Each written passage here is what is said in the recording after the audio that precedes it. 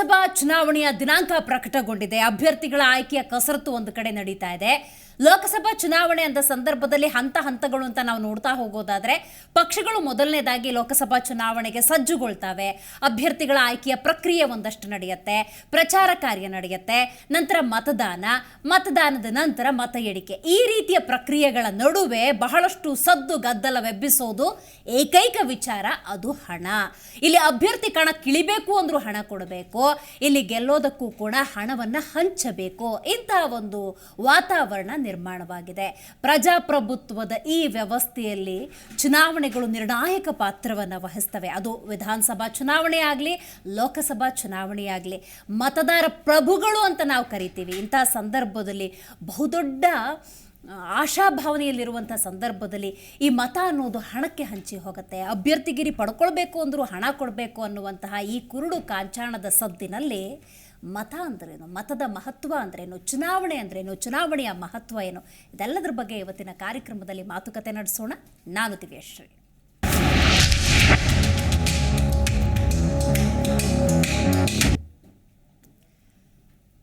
ಚುನಾವಣೆ ಅಂದಾಗ ನಾವು ಪ್ರಜಾಪ್ರಭುತ್ವದ ಹಬ್ಬ ಅಂತ ನಾವು ಕರಿತೀವಿ. ಆದರೆ ಇಂಥ ಹಬ್ಬದ ಸಂದರ್ಭದಲ್ಲಿ ಕುರುಡು ಕಾಂಚಾಣ ಬಹಳ ಸತ್ತು ಗದ್ದಲವನ್ನು ಎಬ್ಬಿಸಿ ಬಿಡುತ್ತೆ. ಇಲ್ಲಿ ಚುನಾವಣೆಗೆ ಅಭ್ಯರ್ಥಿಯಾಗಿ ನಿಲ್ಲಬೇಕು ಅಂದ್ರೂ ನೋಟು ಕೊಡಬೇಕು, ಗೆಲ್ಲಬೇಕು ಅಂದ್ರೂ ನೋಟು ಕೊಡಬೇಕು. ಚುನಾವಣಾ ಅಖಾಡದಲ್ಲಿ ಕಾಂಚಾಣದ ಸದ್ದು ಬಹಳ ಜೋರಾಗಿ ನಡೆಯುತ್ತೆ. ಈಗಾಗಲೇ ಶುರುವಾಗಿದೆ ಹಣ ಉಡುಗೊರೆ ಹಂಚಿಕೆಯ ಪರ್ವ. ಹಣ ಇಲ್ಲದೆ ಹೋದರೆ ಗೆಲ್ಲೋದು ಹಾಗಾದರೆ ಅಸಾಧ್ಯನ? ಬಹಳ ಮುಖ್ಯವಾದಂಥ ಪ್ರಶ್ನೆ ಇದು.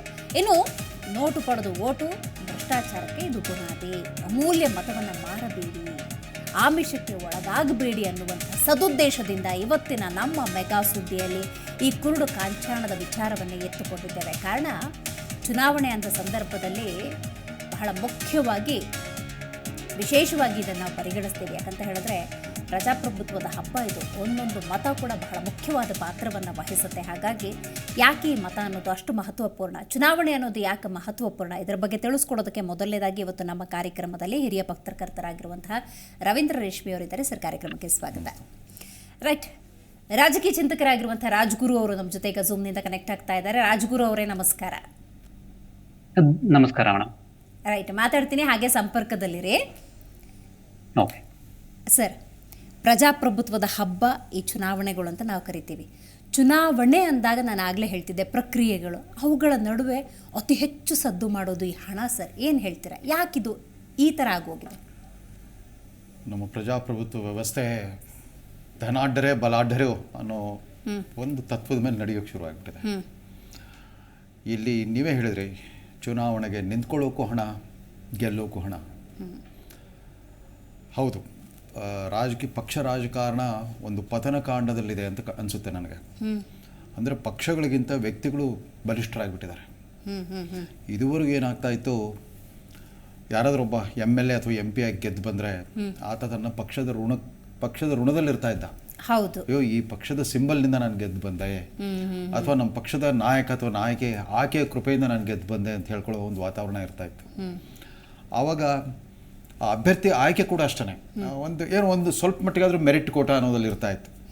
ಅವನ ಅರ್ಹತೆ, ಯೋಗ್ಯತೆ, ಸೇವಾನುಭವ, ಆಮೇಲೆ ಜನಸಂಪರ್ಕದ ಒಂದು ಹಿನ್ನೆಲೆ, ಅದೆಲ್ಲವನ್ನು ಗಮನಿಸ್ಬಿಟ್ಟು ಇತರೆ ಜಾತಿ ಧರ್ಮದ ಲೆಕ್ಕಾಚಾರದ ಜೊತೆಗೆ ಆತನ ಅರ್ಹತೆ, ಯೋಗ್ಯತೆಯನ್ನು ಗುರುತಿಸ್ಬಿಟ್ಟು ಪಕ್ಷವೇ ಆತನಿಗೆ ಟಿಕೆಟ್ ಕೊಡ್ತಾ ಇತ್ತು. ಅಂದರೆ ಪಕ್ಷದ ಟಿಕೆಟ್ಗಾಗಿ ಅರ್ಜಿ ಹಾಕ್ಕೊಳ್ಳೋರು ತಮ್ಗೆ ಆ ಯೋಗ್ಯತೆ ಇದೆಯೋ ಅಲ್ವೋ ಅಂತ ಅವರೇ ಒಂದ್ಸಾರಿ ತಮ್ಮ ಎದೆ ಬಿಟ್ಟು ನೋಡ್ಕೋಬೇಕಾಗ್ತಿತ್ತು. ಅಂಥ ಒಂದು ಕಾಲ ಇತ್ತು. ಇವಾಗ ಹಾಗಿಲ್ಲ. ಒಂದು ಲೋಕಲ್ ಬಾಡಿ MLC ಚುನಾವಣೆ ನಡೆದಾಗ ಒಂದು ರಾಜಕೀಯ ಪಕ್ಷದ ಅಧ್ಯಕ್ಷರು ಹೇಳ್ಬಿಟ್ಟಿದ್ರಂತೆ, ನಿಮ್ಮ ಬ್ಯಾಂಕ್ ಅಕೌಂಟಲ್ಲಿ 15 ಕೋಟಿ ರೂಪಾಯಿ ಇದ್ದರೆ 15 ಕೋಟಿ ರೂಪಾಯಿ ಬ್ಯಾಂಕ್ ಅಕೌಂಟ್ ತೋರಿಸಿ, ಅಂದರೆ ನೀವು ಅರ್ಜಿ ತೊಗೊಳ್ತೀವಿ ಅಂತಂದ್ಬಿಟ್ಟು. ಅದಷ್ಟೇ ಅಲ್ಲ, ವಿಧಾನಸಭಾ ಚುನಾವಣೆಗೆ ಅರ್ಜಿ ಸಲ್ಲಿಸೋರು ತಮ್ಮ ಅರ್ಜಿ ಜೊತೆಗೆ 2 ಲಕ್ಷ ರೂಪಾಯಿ ಪಾರ್ಟಿ ಫಂಡ್ ಕೊಡಿ ಅಂತಂದ್ಬಿಟ್ಟು, 2 ಲಕ್ಷ ರೂಪಾಯಿ DD ಜೊತೆಗೆ ನೀವು ಅರ್ಜಿ ಸಲ್ಲಿಸಿ ಅಂತಬಿಟ್ಟು ಹೇಳಿದ್ರಂತೆ.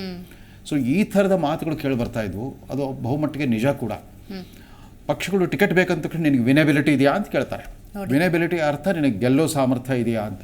ಗೆಲ್ಲೋ ಸಾಮರ್ಥ್ಯದ ಅರ್ಥ, ಈ ಗೆಲ್ಲೋ ಸಾಮರ್ಥ್ಯದ ಅರ್ಥ ಜಾತಿ ಬಲ, ಧನಬಲ, ತೋಳುಬಲ ಇದೆಯಾ ಅಂತ. Money power, caste power and muscle power, ಈ ಮೂರೂ ಅನಿಷ್ಟಗಳ ಪ್ರಭಾವದಿಂದಾಗೇ ಒಬ್ಬ ಗೆಲ್ಲಕ್ಕೆ ಸಾಧ್ಯ. ಅಥವಾ ಗೆದ್ದವರೆಲ್ಲರೂ ಈ 3 ಗುಣಲಕ್ಷಣ ಹೊಂದವ್ರೆ ಅನ್ನೋ ಒಂದು ಗ್ರಹಿಕೆ ಎಲ್ಲರಲ್ಲೂ ಬಂದ್ಬಿಟ್ಟಿದೆ. ಪಕ್ಷಗಳಿಗೂ ಹಾಗೆ ಅನಿಸ್ಬಿಟ್ಟಿದೆ, ಮತದಾರರಿಗೂ ಹಾಗೆ ಅನಿಸ್ಬಿಟ್ಟಿದೆ, ಆಮೇಲೆ ಈ ಗೆದ್ದು ಬರ್ತಾರಲ್ಲ ಅಭ್ಯರ್ಥಿಗಳು ಅವ್ರಿಗೂ ಹಾಗೆ ಅನಿಸ್ಬಿಟ್ಟಿದೆ. ಒಂದು ಕಾಲ ಇತ್ತು, ಈ ಜಾಗತೀಕರಣದ ಪೂರ್ವದ ದಿನಗಳಲ್ಲಿ ಏನಾಗ್ತಾ ಇತ್ತು, ರಾಜಕಾರಣಿಗಳಿಂದ ಸಂಪೂರ್ಣವಾಗಿ ರಾಜಕಾರಣ ತೊಡಗಿಸ್ಕೊಂಡವರು ಆಗಿರ್ತಾ ಇತ್ತು. ಅವ್ರಿಗೆ ಬೇರೆ ಯಾವುದೇ ಖಾಸಗಿ ಬಿಸ್ನೆಸ್ ವ್ಯಾಪಾರಿ ಹಿತಾಸಕ್ತಿ, ಕೈಗಾರಿಕಾ ಹಿತಾಸಕ್ತಿಗಳು ಇರ್ತಾ ಇರಲಿಲ್ಲ. ಬಟ್ ಆದರೆ ಅವ್ರಿಗೆ ಚುನಾವಣಾ ರಾಜಕಾರಣಕ್ಕೆ ಸಹಾಯ ಮಾಡಲಿಕ್ಕೆ ಒಂದಿಷ್ಟು ಜನ ಗಾಡ್ ಫಾದರ್ಗಳು ಇರ್ತಾ ಇದ್ರು. ಅಂದರೆ ಉದ್ಯಮ ವಲಯ, ವ್ಯಾಪಾರಿ ವಲಯ, ಕೈಗಾರಿಕಾ ವಲಯದ ಕೆಲವು ಗಾಡ್ ಫಾದರ್ಗಳು ಇರ್ತಾ ಇದ್ರು. ಅವರು ತಮ್ಮ ಹಿತಾಸಕ್ತಿ ಕಾಪಾಡ್ಕೊಳ್ಳೋಕ್ಕೆ ಸ್ವಲ್ಪ ಮಟ್ಟಿಗೆ ದೇಶದ ಹಿತಾಸಕ್ತಿ ನೋಡ್ತಾ ಇದ್ರು. ಇಂಥ ಪಕ್ಷ ಒಳ್ಳೇದು, ಈ ಪಕ್ಷಕ್ಕೆ ಒಬ್ಬ ಯೋಗ್ಯ ಇಂಥವ್ನು ಗೆದ್ದು ಬಂದರೆ ನಮಗೆಲ್ಲ ಒಳ್ಳೇದಾಗುತ್ತೆ ಅನ್ನೋ ಒಂದು ಉದಾರ ಭಾವನೆಯಿಂದ ಒಂದು ಪಾಸಿಟಿವಿಟಿ ಇರ್ತಾ ಇತ್ತು. ಒಟ್ಟು ಅವ್ರು ಕೊಡ್ತಾ ಇದ್ರು. ಸೊ ಸ್ವಲ್ಪ ಮಟ್ಟಿಗೆ ಈತ ಋಣ ತೀರಿಸೋ ಕೆಲಸ ಮಾಡ್ತಿದ್ದ. ತನ್ನ ಗಾಡ್ ಫಾದರ್ಗಳಿಗೆ ಋಣ ತೀರಿಸ್ಬೇಕಲ್ಲ, ಸರ್ಕಾರದ ಮಟ್ಟಿಗೆ ಯಾವ್ದಾದ್ರು ತೆರಿಗೆ ವಿನಾಯಿತಿ ಕೊಡಿಸೋದು ಅಥವಾ ಅವ್ರಿಗೆ ಗುತ್ತಿಗೆ ಕೊಡಿಸೋದು, ಟೆಂಡರ್ ಪಾಸ್ ಮಾಡೋದು ಅಂತ ಮಾಡ್ಕೊಂಡ್ಬಿಟ್ಟು ರಾಜಕಾರಣಿಗಳು ಕೂಡ ಪರಸ್ಪರ ಅವಲಂಬಿ ಒಂದು ಸಿಂಬಿಯಾಟಿಕ್ ರಿಲೇಶನ್ಶಿಪ್ ಇತ್ತು, ಪರಸ್ಪರ ಅವಲಂಬಿ ಸಂಬಂಧ ಇರ್ತಾ ಇತ್ತು. ಈ ಬರ್ತಾ ಈ ಗಾಡ್ ಫಾದರ್ಗಳು ನೋಡೋಷ್ಟು ನೋಡಿದ್ರು, ಅರೆ ನಾವು ಹಣ ಖರ್ಚು ಮಾಡಿಬಿಟ್ಟು ಅವನೇ ಗೆಲ್ಲಿಸ್ಬೇಕು, ಅವನು ಈ ಪರ್ಯಾದ ಅಧಿಕಾರ ನನ್ನ ಮೇಲೆ ಸವಾರಿ ಮಾಡೋಕೆ ಶುರು ಮಾಡ್ತಾನೆ, ನಾನೇ ಯಾಕೆ ಬರಬಾರ್ದು, ಯಾರೋ ಒಬ್ಬನಿಗೆ 10 ಕೋಟಿ ಕೊಡೋದ್ರ ಬದಲು ನಾನೇ ಒಂದು 15 ಕೋಟಿ ಹಾಕ್ಬಿಟ್ಟು ನಾನೇ ಕಣಕ್ಕೆ ಯಾಕೆ ಇಳಿಬಾರ್ದು ಅನ್ನೋದು ಬಂದ್ಬಿಡ್ತು. ಸೊ ವಿಶೇಷವಾಗಿ 2000 ವರ್ಷದ ನಂತರ, ಅಂದರೆ ಕಳೆದ 24 ವರ್ಷದಿಂದ ಈ ಬೇರೆ ಬೇರೆ ವಲಯಗಳಲ್ಲಿ ನಾವು ಲಾಬಿ ಅಂತ ಯಾರನ್ನ ಕರಿತಾ ಇದ್ವಿ, liquor lobby, land developers lobby, granite lobby, capitation lobby, ಅಲ್ಲಿದ್ದ ವ್ಯಾಪಾರಿಗಳು ಎಲ್ಲರೂ ಕೂಡ ಸ್ವತಃ ತಾವೇ ರಾಜಕೀಯ ಪಕ್ಷಗಳನ್ನ ಕಬ್ಜಾ ಮಾಡ್ಕೊಂಡ್ಬಿಟ್ರು. ಅವರೇ ಪಕ್ಷಗಳ ಟಿಕೆಟ್ಗಾಗಿ ಅರ್ಜಿ ಹಾಕ್ಲಿಕ್ಕೆ ಶುರು ಮಾಡಿಬಿಟ್ರು.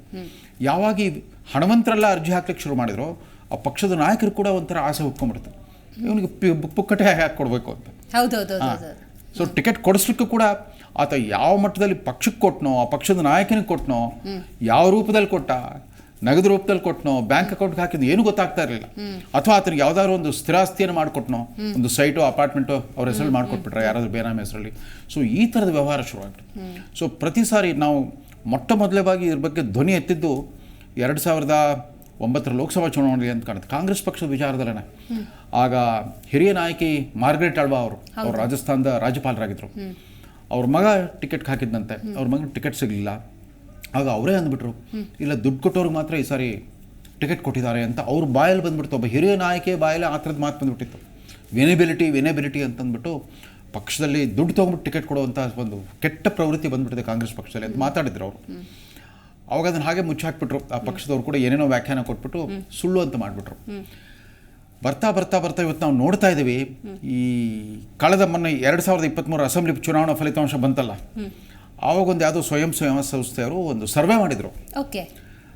ಈ ಸಲ ಗೆದ್ದು ಬಂದಿರೋ 224 ಅಭ್ಯರ್ಥಿಗಳ ಪೈಕಿ 32 ಜನ ಅವರು ಶತಕೋಟಿ ವೀರರು, ದೇ ಆರ್ ಆಲ್ ಬಿಲಿಯನೇಯರ್ಸ್ ಅಂತ. ಆಮೇಲೆ ಇಡೀ ರಾಷ್ಟ್ರದ 88 ಜನ ಬಿಲಿಯನೇಯರ್ MLAಗಳ ಪೈಕಿ 32 ಜನ ಕರ್ನಾಟಕದವರೇ ಅಂತ. So Karnataka stands first rank in electing the richest MLAs in the country. ಅದರಲ್ಲೂ ಕೂಡ ನಮ್ಮ ಉಪಮುಖ್ಯಮಂತ್ರಿಗಳು ಅವ್ರು ನಂಬರ್ 1, 1424 ಕೋಟಿ ರೂಪಾಯಿ ತಮ್ಮ ಆಸ್ತಿ ಘೋಷಣೆ ಮಾಡ್ಕೊಂಡಿದ್ರು ಚುನಾವಣಾ ಆಯೋಗಕ್ಕೆ, ಅವ್ರು ನಂಬರ್ 1. ಇನ್ನೊಬ್ರು ಯಾರೋ ಗೌರಿಬಿದನೂರಿಂದ ಇದೇ ಮೊದಲ ಬಾರಿಗೆ ಆರಿಸಿ ಬಂದರು ಒಬ್ಬ ಪಕ್ಷೇತರ ಶಾಸಕರು ನಂಬರ್ 2, ಅವರು 1250 ಕೋಟಿಯನ್ನು ಮಾಡ್ಕೊಂಡಿದ್ರಂತೆ. ಮತ್ತೊಬ್ಬರು ಗೋವಿಂದರಾಜನಗರ ಕ್ಷೇತ್ರದ ಶಾಸಕರು ಅವ್ರನ್ನ 18ನೇ ಸ್ಥಾನದಲ್ಲಿದ್ದರಂತೆ, ಅವ್ರು 1100 ಕೋಟಿನೂ ಎಷ್ಟು ಮಾಡ್ಕೊಂಡಿದ್ರಂತೆ. ಒಟ್ಟು ಕರ್ನಾಟಕದ 32 ಜನರ ಪೈಕಿ 19 ಜನ ಕಾಂಗ್ರೆಸ್ನಲ್ಲಿ, 9 ಜನ BJPನಲ್ಲಿ, ಒಬ್ಬರು JDSನಲ್ಲಿ, ಇನ್ನಿಬ್ಬರು ಪಕ್ಷೇತರರು. ಸೊ ಕರ್ನಾಟಕಕ್ಕೆ ಇದು ಕೀರ್ತಿದಾಯಕ ಸಂಗೀತ, ಖ್ಯಾತಿಯೋ ಅಥವಾ ಅಪಖ್ಯಾತಿಯೋ, ಅತ್ಯಂತ ಪ್ರಚಂಡ ಶ್ರೀಮಂತರುಗಳ ಕೋಟ್ಯಾಧಿಪತಿ ಕುಬೇರಗಳೆಲ್ಲ ಕರ್ನಾಟಕದಲ್ಲಿ MLAಗಳ ಗೆದ್ದು ಬಂದುಬಿಟ್ಟಿದ್ದಾರೆ. ಆಮೇಲೆ ಇದರದ್ದು ಆ್ಯಾವರೇಜ್ ಕೊಟ್ಟಿದ್ರು. ಸೊ ಇವತ್ತು ಈ ಪ್ರಸಕ್ತ ಅಸೆಂಬ್ಲಿಯ ಪ್ರತಿಯೊಬ್ಬ MLA ಸರಾಸರಿ ಆಸ್ತಿ ಮೌಲ್ಯ, ಸಂಪತ್ತಿನ ಮೌಲ್ಯ 65 ಕೋಟಿ ಅಂತ, 64.00 ಕೋಟಿ. ಸೊ ಈ ವಾತಾವರಣ ಇರುವಾಗ ಜನಪ್ರತಿನಿಧಿಗಳಿಗೂ ಶ್ರೀಮಂತರೇ, ಅಭ್ಯರ್ಥಿಗಳು ಕಣಕ್ಕಿಳಿಯೋ ಅಭ್ಯರ್ಥಿಗಳು ಎಲ್ಲರೂ ಗೆದ್ದವರು ಸೋತವರು ಎಲ್ಲರೂ ಕೋಟ್ಯಾಧಿಪತಿಗಳೇ. ಈ ಪೈಪೋಟಿನಲ್ಲಿ ಸಹಜವಾಗಿ ಅವರು ತಮ್ಮ ಖಾಸಗಿ ಹಣವನ್ನು ಬಂಡವಾಳ ಹೂಡಿಬಿಟ್ಟು ಲಾಭ ತೆಕ್ಕೊಳ್ಳೋ ಒಂದು ಉದ್ಯಮ ಹೋಗ್ಬಿಟ್ಟಿದೆ. ಇನ್ವೆಸ್ಟ್ ಮಾಡ್ತಾರೆ ಅಂದ್ರೆ ರಿಟರ್ನ್ಸ್ ಬರಲೇಬೇಕು ಸರ್. ಆ ವಿಷಯಕ್ಕೆ ನಾನು ಬರ್ತೇನೆ ಸರ್. ರಾಜ್ಗುರು ಅವರೇ, ನೀವು ತಿಳಿಸ್ಬೇಕು, ಚುನಾವಣೆ ಅಂದಾಗ ಹಣನೇ ಸಿಕ್ಕಾಬಿಟ್ಟೆ ಸದ್ದು ಮಾಡುತ್ತೆ, ನಿಮ್ಮ ವಿಶ್ಲೇಷಣೆ ಏನು ಇದರ ಬಗ್ಗೆ? ಮೇಡಮ್, ಪ್ರತಿ ಎಲೆಕ್ಷನ್ ಬಂದಾಗ್ಲೂ ಚುನಾವಣಾ ಆಯೋಗ ಒಂದು ಹೇಳಿಕೆ, ಈ ಸಲ ಚುನಾವಣೆನೇ ಅಕ್ರಮ ಏನಾದ್ರು ನಡೆದ್ರೆ 10 ಕಣ್ಣು ಇಲ್ಲಾಗತ್ತೆ ಅಂತ ಹೇಳ್ತಾರೆ. ಆದ್ರೆ ಕಣ್ಣಿಗೆ ಮಣ್ಣು ಎರಚೋ ಬುದ್ಧಿನಲ್ಲಿ PhD ಪಡೆದವ್ರು ಎಷ್ಟು ಜನ ಇಲ್ಲ. ಮುಂಚೆ ಚುನಾವಣಾ ಆಯೋಗ ಪ್ರತಿ ಸಲ ಹೇಳುತ್ತೆ ಮುಕ್ತ, ನ್ಯಾಯಸಮ್ಮತ ಆಮೇಲೆ ಪಾರದರ್ಶಕ ಎಲೆಕ್ಷನ್ ನಡೆಯೋಕೆ ನಾವು ಏನೆಲ್ಲಾ ಕ್ರಮ ಕೈಗೊಂಡಿದೀವಿ ಅಂತ ಹೇಳ್ತಾರೆ. ಆದ್ರೆ ಪ್ರತಿ ಎಲೆಕ್ಷನ್ ನಲ್ಲೂ ಇದು ಗಮನಕ್ಕೆ ಬರುತ್ತೆ ನಮ್ಗೆ. ನೀವು ಬೇಕಾದ್ರೆ ಆರ್ಟಿಕಲ್ 324 ಪ್ರಕಾರ ಚುನಾವಣಾ ಆಯೋಗಕ್ಕೆ ಒಂದು ಸ್ವಾತಂತ್ರ್ಯ ಇದೆ ನಿಷ್ಪಕ್ಷಪಾತ ಕಾರ್ಯನಿರ್ವಹಣೆಗೆ ಸಂಬಂಧಿಸಿದಂಗೆ.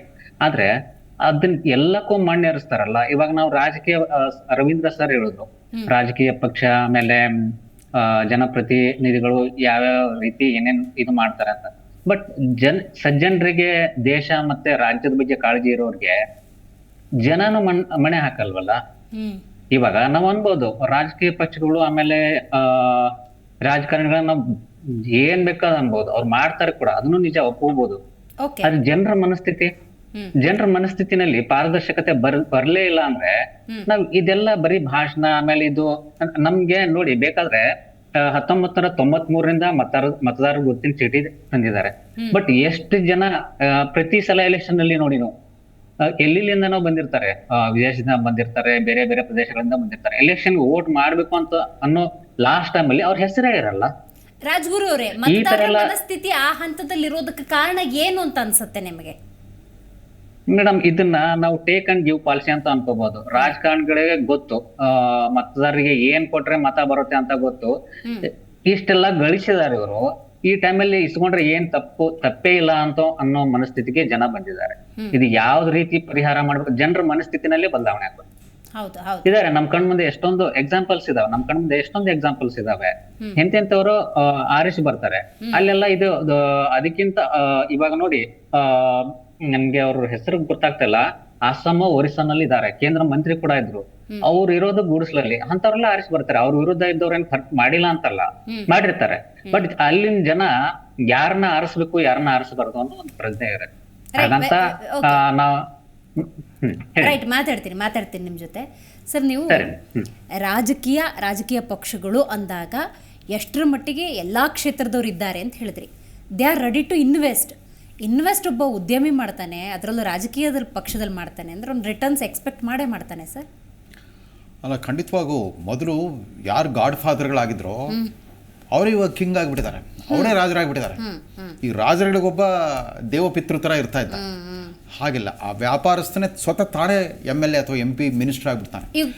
ಒಂದು ಪ್ರಸಂಗ ನೆನಪಿದೆಯಾ? 2012ರಲ್ಲಿ UPA ಸರ್ಕಾರ ಇದ್ದಾಗ ಈ 2G ಸ್ಪೆಕ್ಟ್ರಮ್ ಹಗರಣ ಮತ್ತು ಕಲ್ಲಿದ್ದಲು ಹಗರಣಗಳು ಸ್ಫೋಟ ಆದಾಗ ಅವತ್ತಿನ ಪ್ರಧಾನಮಂತ್ರಿ ಪಾಪ ವ್ಯಕ್ತಿಗತವಾಗಿ ತುಂಬ ಪಾರದರ್ಶಕ ವ್ಯಕ್ತಿತ್ವದ ಪ್ರಾಮಾಣಿಕ ಒಬ್ಬ ವಿಶ್ವವಿಖ್ಯಾತ ಅರ್ಥಶಾಸ್ತ್ರಜ್ಞ ಡಾಕ್ಟರ್ ಮನಮೋಹನ್ ಸಿಂಗ್ ಅವರು ಎಷ್ಟು ಮುಜುಗರ ಅನುಭವಿಸಿದ್ರು ಅಂದರೆ ತಮ್ಮ ಮಂತ್ರಿ ಸಹೋದ್ಯೋಗಿಗಳಿಗೆ ಒಂದು ಟ್ವಿಟರ್ ಮೆಸೇಜ್ ಹಾಕಿದರು, ಯಾರಿಗೆ ಖಾಸಗಿ ಬಿಸ್ನೆಸ್ ಹಿತಾಸಕ್ತಿ ಇದೆಯೋ ಅವರು ಮಂತ್ರಿ ಪದವಿಯನ್ನು ಅಲಂಕರಿಸ್ಕೂಡ್ದು ಅಂತಂದ್ಬಿಟ್ಟು ಪರೋಕ್ಷವಾದ ಸಂದೇಶವನ್ನು ಕೊಟ್ಟಿದ್ರು. ಆ ಮಟ್ಟಕ್ಕೆ ಹೋಗ್ಬಿಟ್ಟಿತ್ತು. ಈಗ ಹಾಗಿಲ್ಲ. ಮೊದಲು ನೋಡಿ, ಒಂದು ಕಾಲದಲ್ಲಿ ರಾಜಕಾರಣಿಗಳು ಅಂತಂದರೆ ಬಹಿರಂಗವಾಗಿ ತಮ್ಮ ಶ್ರೀಮಂತಿಕೆ ಪ್ರದರ್ಶನಕ್ಕೆ ಸಂಕೋಚ ಪಡ್ತಾ ಇದ್ರು, ನಾಚ್ಕೊಳ್ಳೋದು. ಜನ ಏನು ಅನ್ಕೊಂಡಾರು ಅಂತ. ಅವರು ವೇಷಭೂಷಣಗಳಿಂದ ಹಿಡಿದು ಅವರು ಬಳಸೋ ವಾಹನಗಳು, ಆಮೇಲೆ ಅವ್ರ ಮದುವೆ ಇತ್ಯಾದಿ ಮನೆ ಸಮಾರಂಭಗಳೆಲ್ಲ ಇದ್ದರೆ ಆದಷ್ಟು ಅವಾಗ ಸರಳತೆ, ನಿರಾಡಂಬರತೆ, ವಿನಮ್ರತೆ ಇವು ಸಾರ್ವಜನಿಕ ವ್ಯಕ್ತಿತ್ವದ ಮುಖ್ಯ ಲಕ್ಷಣಗಳಾಗಿದ್ವು. ಅದರ ಅರ್ಥ ಹಿಂದೆ ಈ ಹಣದ ಲಾಭಿ ಅನ್ನೋದು ಇರಲಿಲ್ಲ ಅಂತನ, ಪ್ರಮಾಣ ಕಡಿಮೆ ಇತ್ತು ಅಂತಾನೆ, ಈಗ ಜಾಸ್ತಿ. ಯಾಕೆ ಹಣ ಮುಖ್ಯ ಅನಿಸ್ತಿರ್ಲಿಲ್ಲ ಅವ್ರಿಗೆ. ಕೇವಲ ಹಣದಿಂದ ಮಾತ್ರ ನಾನು ಗೆಲ್ಬಲ್ಲೆ ಅನಿಸ್ತಾ ಇರಲಿಲ್ಲ. ಆಮೇಲೆ ಮತದಾರರು ಅಷ್ಟೇ. ಆಗ ತಾನೇ ಅವ್ರಿಗೆ ಈ ಸ್ವಾತಂತ್ರ್ಯ ನಂತರದ ಮೊದಲ 3 ಪೀಳಿಗೆಗಳು ಸ್ವಾತಂತ್ರ್ಯ ಅನ್ನೋದು ಒಂದು ಹೊಸ ಅನುಭವ ಆಗಿಬಿಟ್ಟಿತ್ತು. ದಶಕಗಳಿಂದ ವಸಾಹತುಶಾಹಿ ಗುಲಾಮಗಿರಿಯಲ್ಲಿ ಅನುಭವಿಸಿ ಸ್ವಾತಂತ್ರ್ಯದ ತಂಗಾಳಿಯನ್ನು ಅನುಭವಿಸಕ್ಕೆ ಶುರು ಮಾಡಿದ್ರು. ಸೊ ಪ್ರಜಾಪ್ರಭುತ್ವವನ್ನು ಗೆಲ್ಲಿಸಬೇಕು, ಚುನಾವಣೆ ಒಂದು ಅವಕಾಶ, ನಮಗೆ ಹಕ್ಕು ಸಿಗುತ್ತೆ, 5 ವರ್ಷಕ್ಕೊಮ್ಮೆ ಹಕ್ಕು ಸಿಗುತ್ತೆ, ಚಲಾಯಿಸಬೇಕು, ಮುಕ್ತವಾಗಿ ಚಲಾಯಿಸಬೇಕು, ಆಮೇಲೆ ಯಾರು ಮರ್ಜಿ ಮುಲಾಜಿಲ್ಲದೆ ಚಲಾಯಿಸಬೇಕು ಅನ್ನೋ ಒಂದು ಭಾವನೆ ಮತದಾರರಲ್ಲೂ ಇತ್ತು. ಮಹತ್ವ ಅದು ಗೊತ್ತಿತ್ತು. ಸೊ ಹೀಗಾಗಿ ಈ ಹಣದ ಪ್ರಭಾವ ಅನ್ನೋದು ಸೀಮಿತವಾಗಿತ್ತು. ಈಗ ನಾವು ಮಾತಾಡೋದಕ್ಕೆ ಆ ಥರ ಮಾತಾಡಿದ್ಬಿಟ್ರೆ ಗೊತ್ತಾ, ನಿಜವಾದ ಪ್ರಾಮಾಣಿಕ ಮತದಾರ ಕೂಡ ಅವಮಾನ ಮಾಡ್ದಂಗೆ ಆಗುತ್ತೆ. ಇಲ್ಲಿ ಮತಗಳನ್ನು ಖರೀದಿಸ್ತಾರೆ ಅಂತ ನಾವು ಮಾತಾಡ್ತೀವಲ್ಲ, ನಾವು ಅನೇಕ ಜನ ಲಕ್ಷಾಂತರ ಜನ ಪ್ರಾಮಾಣಿಕ ಮತದಾರರಿಗೆ ನಾವು ಅವಮಾನ ಮಾಡ್ದಂಗೆ. ಯಾಕಂದ್ರೆ ಎಲ್ಲರೂ ಅಂಥವ್ರಲ್ಲ. ಆದರೆ ಒಂದು ದೊಡ್ಡ ಈ ನಮ್ಮ ದೇಶದಲ್ಲಿ ಇವತ್ತು 140 ಕೋಟಿ ಜನಸಂಖ್ಯೆ ಪೈಕಿ 80 ಕೋಟಿ ಜನ ಅನ್ನಭಾಗ್ಯ ಸ್ಕೀಮ್ನಲ್ಲಿದ್ದಾರೆ. ಪ್ರಧಾನಮಂತ್ರಿ ಗರೀಬ್ ಕಲ್ಯಾಣ್ ಅನ್ನ ಯೋಜನಾ 5 kg ಅಕ್ಕಿ ಅಂದರೆ ಅನ್ನಕ್ಕಾಗೂ ಸರ್ಕಾರವನ್ನು ಅವಲಂಬಿಸುವಷ್ಟು ಇನ್ನೂ ಬಡತನದಲ್ಲಿದ್ದಾರೆ. ಜಾಗತೀಕರಣ ನಂತರ ಶ್ರೀಮಂತಿಕೆ ಬಂದಿದೆ ದೇಶಕ್ಕೆ, ನೋಡೋ ಸುಮಾರು 60 ಕೋಟಿ ಜನ ಇವತ್ತು ವಿದ್ಯಾವಂತ ಮಧ್ಯಮ ವರ್ಗ ಇದ್ದಾರೆ. ಆದರೆ 80 ಕೋಟಿ ಜನ ಇದ್ದಾರಲ್ಲ, ಅವರ ಅಸಹಾಯಕತೆ, ಅವರ ದೈನಂದಿನ ಹೊಟ್ಟೆಪಾಡಿಗೋಸ್ಕರ ಸರ್ಕಾರವನ್ನು ಅವಲಂಬಿಸ್ತಾರೆ. ನಾವು ಎಷ್ಟೋ ಸಂದರ್ಭದಲ್ಲಿ ಮತದಾರರ ಬಗ್ಗೆ ಮಾತಾಡ್ತೀವಿ. ಒಂದು ಚಿತ್ರಾನ್ನಕ್ಕೆ, ಒಂದು ಬಿರಿಯಾನಿಗೆ ನೀವು ಕೊಡೋ 100 ರೂಪಾಯಿಗೆ ನಿಮ್ಮ ಮತ ಮಾರ್ಕೋಬೇಡಿ ಅಂತ ಹೇಳುವಾಗ ಅವ್ರು ಯಾಕೆ ಅಸಹಾಯಕತೆಯಲ್ಲಿದ್ದಾರೆ, ಯಾಕೆ ಅವರು ಅವ್ರ ಮತನ ಮಾರ್ಕೋತಾರೆ ಅನ್ನೋ ಪ್ರಶ್ನೆ. ಮೊದಲೆಲ್ಲ ಅವ್ರು ಕಾಯ್ತಾ ಇರ್ತಿದ್ರು ರಾಜಕಾರಣಿಗೆ ಬಂದು ನಮ್ಗೆ ದುಡ್ಡು ಕೊಡ್ಲಿ ಅಂತ. ಈಗ ಹಾಗಿಲ್ಲ. ರಾಜಕಾರಣಿ ಚುನಾವಣೆ ಅಂತ ಅಭ್ಯರ್ಥಿ ಅವ್ನ ಕಾರ್ ತೊಗೊಂಡು ಹೋದ್ರೆ ದಾರಿಯಲ್ಲಿ ಕೈ ಒಡ್ಡಿ ನಿಂತು ಬಿಟ್ಟಿರ್ತಾರೆ, ಡಿಮಾಂಡ್ ಮಾಡ್ತಾರೆ, ಇಷ್ಟೇ ಹಾಕಿ ಕೊಟ್ಟು ಇನ್ನೂ ಜಾಸ್ತಿ ಕೊಡು ಅಂತ. ಒಂದು ಓಟಿಗೆ 1000 ರೂಪಾಯಿ ಕೊಡೋದು, ಇಲ್ಲ 5000 ರೂಪಾಯಿ ಕೊಡು ಅಂತ ಕೇಳ್ತಾರೆ. ಅಷ್ಟು ಕೊಡ್ಲಿಕ್ಕೆ ತಯಾರಿದ್ದಾರೆ. ಆಮೇಲೆ ಇವರಷ್ಟೇ ಅಲ್ಲ, ಸಾಮಾನ್ಯ ಮತದಾರರು ಬಿಟ್ಬಿಡಿ. ಈಗ ಪಂಚಾಯತಿ ಸ್ಥಳೀಯ ಸಂಸ್ಥೆಗಳ ಲೋಕಲ್ ಬಾಡಿ ಚುನಾವಣೆ ನಡೆಯುತ್ತೆ. ಅಲ್ಲಿ ಪಂಚಾಯತಿ ಸದಸ್ಯರು, ಮುನ್ಸಿಪಾಲಿಟಿ ಸದಸ್ಯರು ಇರ್ತಾರೆ. ಸ್ವತಃ ತಾವೇ ಚುನಾಯಿತ ಪ್ರತಿನಿಧಿಗಳಾಗಿರೋರು ಅವ್ರು ದುಡ್ಡು ಕೇಳ್ತಾರೆ. ಅಲ್ಲಿ ಭಾಳ ಪ್ರೀಮಿಯಂ ರೇಟ್ ಇರುತ್ತೆ. ಅಲ್ಲಿ ಒಂದೊಂದು ಮತಕ್ಕೆ 10,000 ರೂಪಾಯಿ ಕೊಟ್ಟಂತೆ ಯಾವುದೋ ಗ್ರಾಮ ಪಂಚಾಯತ್ ಚುನಾವಣೆಯಲ್ಲಿ.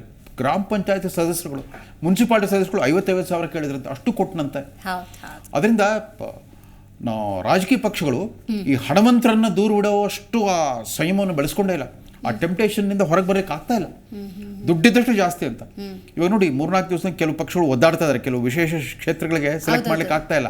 ಕೊನೆಗೆ ಸೆಲೆಕ್ಷನ್ ಎಂತಂಥವ್ರು, ಒಬ್ಬ ಸಮೃದ್ಧಿ ಅಂತ, ಮತ್ತೊಬ್ಬ ನಿಸರ್ಗ ಅಂತೆ, ಮತ್ತೊಬ್ಬ ಅಮೃತ ಅಂತೆ, ಅದಂತೆ ಇದಂತೆ, ಅವ್ರ ಕಂಪನಿಗಳ ಹೆಸರಲ್ಲಿ ಅವ್ರು ಟ್ರೇಡ್ ಮಾರ್ಕ್ ಮಾಡ್ಕೊಂಡ್ಬಿಟ್ಟಿದ್ದಾರೆ, ಅದನ್ನು ಅಡ್ಡೆಸರು ಮಾಡ್ಕೊಂಡ್ಬಿಟ್ಟಿದ್ದಾರೆ. ಅಂಥವ್ರನ್ನ ಹುಡುಕ್ತಾ ಇದ್ದಾರೆ ರಾಜಕೀಯ ಪಕ್ಷಗಳು, ಹುಡುಕಿ ಅಂಥವ್ರಿಗೆ ಮಣೆ ಹಾಕ್ತಾ ಇದ್ದಾರೆ. ಇದು ಒಂದು ಪ್ರವೃತ್ತಿ ಆಗಿತ್ತು. ಅಂದರೆ ಇಷ್ಟು ದಿವಸ ಈ ಚುನಾವಣೆಗೆ ಸ್ಪರ್ಧಿಸ್ತಾ ಈ ಹಣವಂತ ರಾಜಕಾರಣಿಗಳು ತಮ್ಮ ಖಾಸಗಿ ಹಣ, ತಮ್ಮಲ್ಲಿರೋ ಕಪ್ಪು ಹಣವನ್ನು, ನಗದು ಹಣವನ್ನು ಹಂಚಿಬಿಟ್ಟು ಓಟ್ಗಳನ್ನು ಖರೀದಿ ಮಾಡ್ತಾ ಇದ್ರು.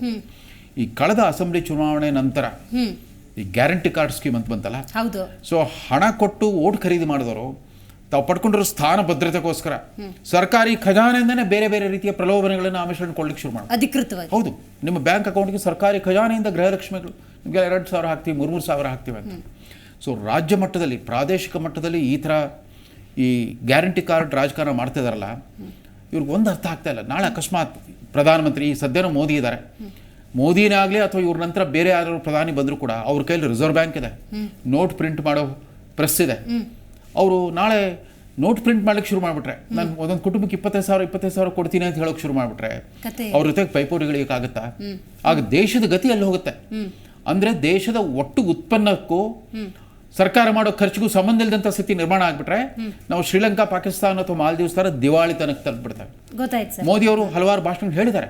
ನಾನು ಲಾಕ್ಡೌನ್ ನಂತರದ ಅವಧಿಯಲ್ಲಿ ವಿಶ್ವವಿಖ್ಯಾತ ಅರ್ಥಶಾಸ್ತ್ರಜ್ಞರೆಲ್ಲ ನೋಟ್ ಪ್ರಿಂಟ್ ಮಾಡಿ ಹಂಚ್ರಿ ಅಂತ ಹೇಳಿದ್ರು. ಬಡವರಿಗೆ ನ್ಯಾಯ ಅಂತ, ಬೇಸಿಕ್ ಮಿನಿಮಮ್ ಇನ್ಕಮ್ ಅಂತ ಹೇಳಿದ್ರು. ನನ್ನ ಆತ್ಮಸಾಕ್ಷಿ ಒಪ್ಪಲಿಲ್ಲ. ದುಡಿಮೆಗೂ ಗಳಿಕೆಗೂ ಒಂದು ಸಂಪರ್ಕ ಏನಿದೆ ಅದು ಕಟ್ ಮಾಡಿಬಿಟ್ವಿ ಅಂತಂದ್ರೆ ಯಾರು ಕೆಲಸ ಮಾಡಕ್ಕೆ ಹೋಗಲ್ಲ. ಸರ್ಕಾರ ಇನ್ನೇನು ಮಾಡಬೇಕಾಗಿಲ್ಲ. ರಾಜ್ಯಕ್ಕೊಂದು, ಜಿಲ್ಲೆಗೊಂದು ನೋಟ್ ಪ್ರಿಂಟಿಂಗ್ ಪ್ರೆಸ್ ಇಟ್ಬಿಟ್ರೆ ಸಾಕೋದು, ಒಂದೇ ಉದ್ಯಮ ನಡೆಸಿರೋ ಸರ್ಕಾರ. ಬೇರೆ ಸೇವೆಗಳು ಯಾಕೆ ಬೇಕು ಹೇಳಿ? ಸೊ ಇದು ಇನ್ನೂ ದೊಡ್ಡ ಪ್ರಮಾಣದ ಭ್ರಷ್ಟಾಚಾರ ಇದೆ. ನೇರವಾಗಿ ಸರ್ಕಾರಿ ಖಜಾನೆ ಹಣದಿಂದ ಬಡವರ ಬುದ್ಧಿ ಮನಸ್ಸುಗಳನ್ನು ಖರೀದಿಸ್ತಾ ಇದಾರಲ್ಲ, ಅದು ಶ್ರೀಮಂತ ಕೋಟ್ಯಾಧಿಪತಿ. ಈ ಮಂತ್ರಿಮಂಡಲದಲ್ಲಿ ನಾನು ಹೇಳಿದ್ನಲ್ಲ 19 ಜನ ಶತಕೋಟಿ ವೀರ MLAಗಳು, ಅವರೆಲ್ಲರೂ ಮಂತ್ರಿಗಳಾಗಿಬಿಟ್ಟಿದ್ದಾರೆ ಬೇರೆ ಇದೇ ಸರ್ಕಾರದಲ್ಲಿ. Right sir. ರಾಜ್ಗುರು ಅವರೇ, ನಾವು ಮತದಾರರು, ಮತದ ಮಹತ್ವ ಅಂತ ಮಾತಾಡಬೇಕಾದ್ರೆ ನೋಡಿ, ಲೋಕಸಭಾ ಚುನಾವಣೆ ಆಗಲಿ, ವಿಧಾನಸಭಾ ಚುನಾವಣೆ ಆಗಲಿ, ನಿಮ್ಮ ಮತನ ದಯವಿಟ್ಟು ಮಾರ್ಕೊಳ್ಬೇಡಿ. ಮತ ಅನ್ನೋದು ಬಹಳ ಮುಖ್ಯ. ಒಂದು ಓಟ್ನಲ್ಲಿ ಒಬ್ಬ ಅಭ್ಯರ್ಥಿ ಗೆಲ್ಲಲೂಬಹುದು, ಸೋಲಲೂಬಹುದು ಅಂತ ಹೇಳಿ ಒಂದಷ್ಟು ಜಾಗೃತಿ ಮೂಡಿಸುವಂಥ ಪ್ರಯತ್ನವನ್ನು ನಾವು ಮಾಡ್ತಾ ಇರ್ತೀವಿ. ಆದರೆ ಸಾಮಾನ್ಯನ ಬದುಕು ಹೆಂಗಿದೆ ಅಂತ ಹೇಳಿದ್ರೆ, ಕೊಡುವ ಒಂದು 100 ರೂಪಾಯಿಗೋ 50 ರೂಪಾಯಿಗೋ ಅಥವಾ 5,000 ರೂಪಾಯಿಗೋ 1,000 ರೂಪಾಯಿಗೋ ಆ ದಿನದ ಹೊಟ್ಟೆ ತುಂಬಿದ್ರೆ ಸಾಕು, ಈ ಮತ ಯಾವ ಲೆಕ್ಕ ಅನ್ನುವಂಥ ಮನಸ್ಥಿತಿ ಬಂದಿದೆ. ಅಂದರೆ ಏನು ಕಾರಣ ಅಂತ ಅನ್ಸುತ್ತೆ? ಒಂದೆರಡು ಮೂರು ರೀಸನ್ ಮೇಡಮ್. ಮತದಾನದ ಮಹತ್ವ ಕೆಲವರಿಗೆ ಗೊತ್ತಾಗಲ್ಲ. ಬರೀ 100 ರೂಪಾಯಿಗೆ 500 ರೂಪಾಯಿಗೆ ಮತ ಮಾರ್ಕೋತಾರೆ ಅಂತ ನಾವೆಲ್ಲ ಮಾತಾಡ್ತೀವಿ. ಕೆಲವ್ರಿಗೆ ಏನಾಗುತ್ತೆ ಅಂದ್ರೆ ಅವರು ಒಂದು ಮತದ ಪ್ರಭಾವ, ಅದ್ರ ಪರಿಣಾಮ ಎಷ್ಟು ಅಂತ ಅವ್ರಿಗೆ ಗೊತ್ತಿರಲ್ಲ. ಇವಾಗ ನಾವ್ ಅನ್ಕೋತೀವಿ ಸದ್ಯಕ್ಕೆ ಇದನ್ನೆಲ್ಲ ತಡೆಗಟ್ಟೋಕೆ ಆಗಲ್ವಾ ಹಾಗೆ ಹೇಗೆ ಅಂತ. ಇರೋ ಕಾನೂನುಗಳಲ್ಲಿ ಎಷ್ಟು ಕಾನೂನುಗಳಿದೆಯಲ್ಲ, ಅದನ್ನ ಯಾವತ್ತಾದ್ರೂ ತ್ವರಿತಗತಿಯಲ್ಲಿ ಇದು ಆಗುತ್ತಾ? ಯಾರಿಗೆ ಶಿಕ್ಷೆ ಆಗಿದೆ ಇಲ್ಲಿ ತನಕ? ಯಾರಿಗೆ ಶಿಕ್ಷೆ ಆಗಿದೆ? ಚುನಾವಣೆಯಲ್ಲಿ ಅಕ್ರಮ ಮಾಡ್ತಾರಲ್ವಾ, ಅಕ್ರಮ ಮಾಡೋದಾಗ್ಲಿ ಏನೇನೋ ಮಾಡ್ತಾರಲ್ವಾ ಇಲ್ಲೀಗಲ್, ಯಾರಿಗೆ ಶಿಕ್ಷೆ ಆಗಿದೆ ಇಲ್ಲಿ ತನಕ? ಯಾರಿಗೂ ಆಗಿಲ್ಲ. ಎಲೆಕ್ಷನ್ ಟೈಮ್ ಅಲ್ಲಿ ಅದೊಂದು ನ್ಯೂಸ್ ಹೆಡ್ಲೈನ್ಸ್ ಆಗಿ ಕನ್ವರ್ಟ್ ಆಗುತ್ತೆ.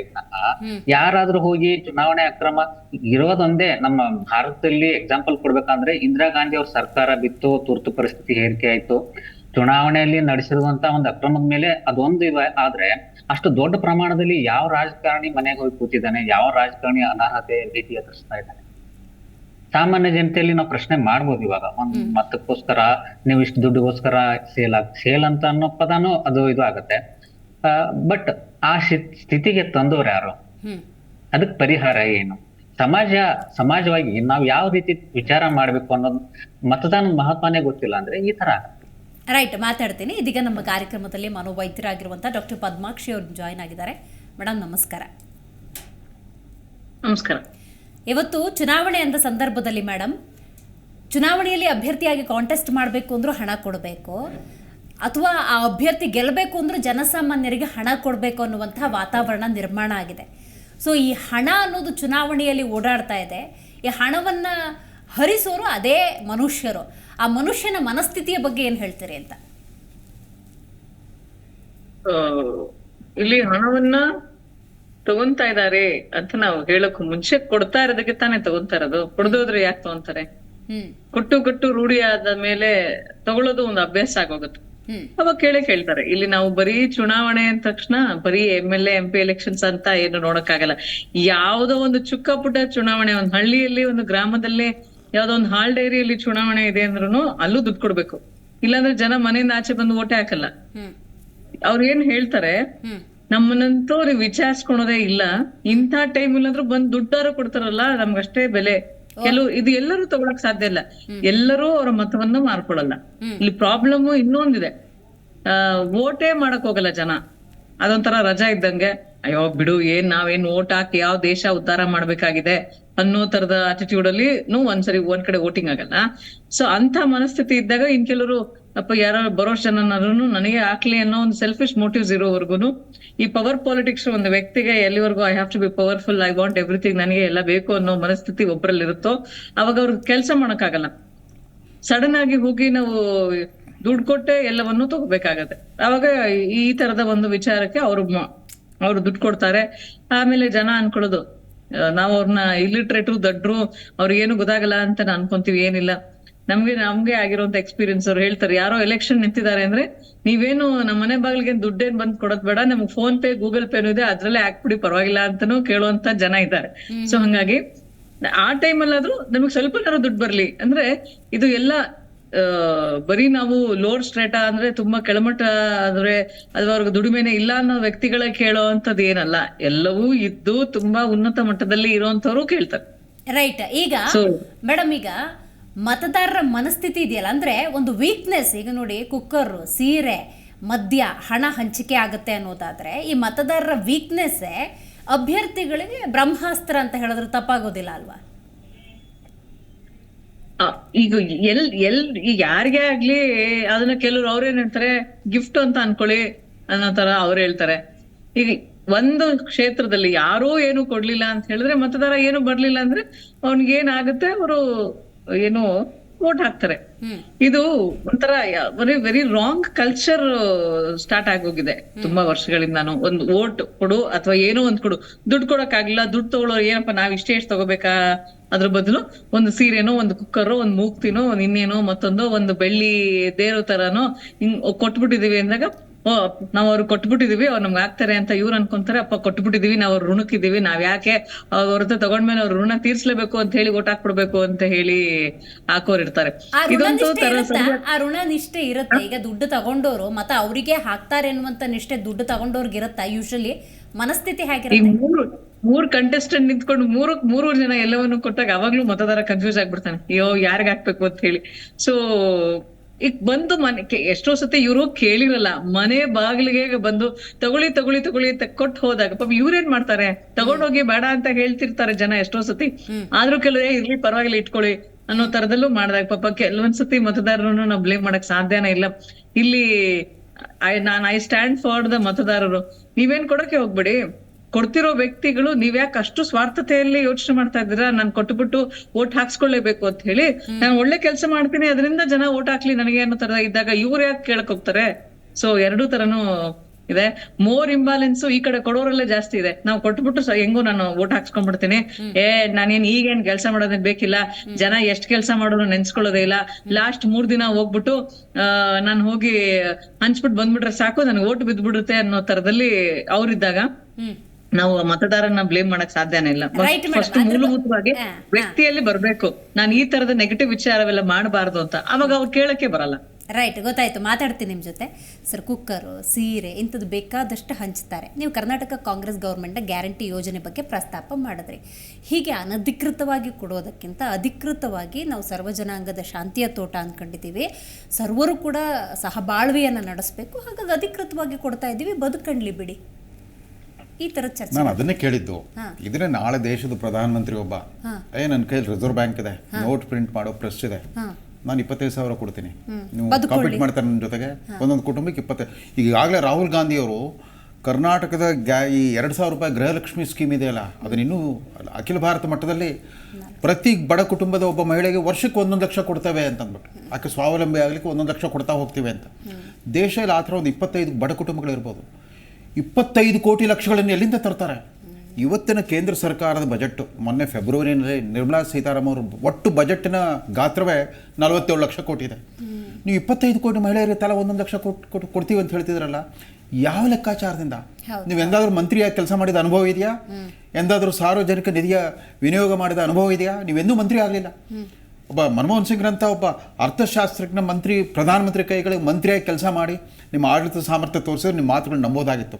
ಈಗ ಹೆಂಗೆ ನಂಬೋದು? 1 ಲಕ್ಷ ಕೊಡ್ತೀವಿ. ಅದೇ ರೀತಿ ಪ್ರತಿಯೊಂದು ಕುಟುಂಬದ ಬಡ ಕುಟುಂಬದ ಒಬ್ಬ ಪದವೀಧರನಿಗೆ ಅದು ಪಾಸ್ ಆದ ತಕ್ಷಣ 1 ಲಕ್ಷ ಕೊಟ್ಬಿಡ್ತಾರಂತೆ. ಅಪ್ರೆಂಟಿಸ್ಶಿಪ್ ಅಂತ 1 ಲಕ್ಷ ಕೊಟ್ಟು ಅಪ್ರೆಂಟಿಸ್ ಮಾಡಿಸ್ತಾರಂತೆ. ಅಂಥವ್ರು ಒಂದು 20 ಕೋಟಿ ಯುವಕರಿರ್ತಾರೆ ಇಡೀ ದೇಶದಲ್ಲಿ. ಎಲ್ಲಿಂದ ತರ್ತೀರಾ 20 ಲಕ್ಷ ಕೋಟಿ ಹಣವನ್ನು? ಇವ್ರಿಗೊಂದು ಲಕ್ಷ, ಅವ್ರಿಗೊಂದು ಲಕ್ಷ. ಇದು ಪೈಪೋಟಿಗೆ ಬಿದ್ದುಬಿಟ್ಟಿದ್ದಾರೆ. ನಮ್ಮನ್ನು ನೋಡ್ಬಿಟ್ಟು ನಾವು 2,000 ಕೊಡ್ತಾ ಇದ್ವಿ, ತಮಿಳುನಾಡವರಾಗಿ ಪ್ರಣಾಳಿಕೆ ಕೊಟ್ಟಿದ್ರೆ 3,000 ಕೊಡ್ತೀವಿ ಅಂತ ಅವ್ರು ಹೇಳಿದ್ದಾರೆ. ಈ ಎಲ್ಲಿವರೆಗೂ ಹೋಗುತ್ತೆ ಈ ಪೈಪೋಟಿ? ಇವರು ಬಸ್ ಪ್ರಯಾಣವನ್ನು ಫ್ರೀ ಅಂದಿದ್ದಾರೆ, ನಾಳೆ ಮೋದಿಯವರು ರೈಲು ಪ್ರಯಾಣವನ್ನು ಫ್ರೀಯಾಗಿ ಕೊಡ್ತೀನಿ ಅಂದ್ಬಿಟ್ಟು ರೈಲ್ವೆ ಇಲಾಖೆ ನಡೆಸೋದು ಹೆಂಗೆ? ಕರೆಕ್ಟ್. ರಕ್ಷಣಾ ಇಲಾಖೆ ನೋಡ್ಕೊಳ್ಳೋದು ಹೆಂಗೆ? ಇವ್ರು ಯಾರು ಗಮನಿಸ್ತಾ ಇಲ್ಲ. ಚುನಾವಣೆ ಗೆದ್ದರೂ ಸಾಕು. 2 ಪ್ರವೃತ್ತಿಗಳಿದೆ. ಹಾಗಂದ ಮಾತ್ರಕ್ಕೆ ಕೇಂದ್ರ ಸರ್ಕಾರ ಅಂಥದ್ದು ಮಾಡಿಲ್ಲ ಅಂತಲ್ಲ. ಆ ಲಾಕ್ಡೌನ್ ನಂತರದ ಕಠೋರ ದಿನಗಳಿದ್ವಲ್ಲ, ಪಾಪ ವಲಸೆ ಕಾರ್ಮಿಕರಿಗೆಲ್ಲ ತುಂಬ ತೊಂದರೆ, ಆಗ್ಲೂ ಕೂಡ ಅವರು 24 ಲಕ್ಷ ಕೋಟಿ ಪ್ಯಾಕೇಜ್ ಅಂತ ಕೊಟ್ಟರು 4 ಕಂತುಗಳಲ್ಲಿ. ಎಲ್ಲಿ ಕೊಟ್ಟರು?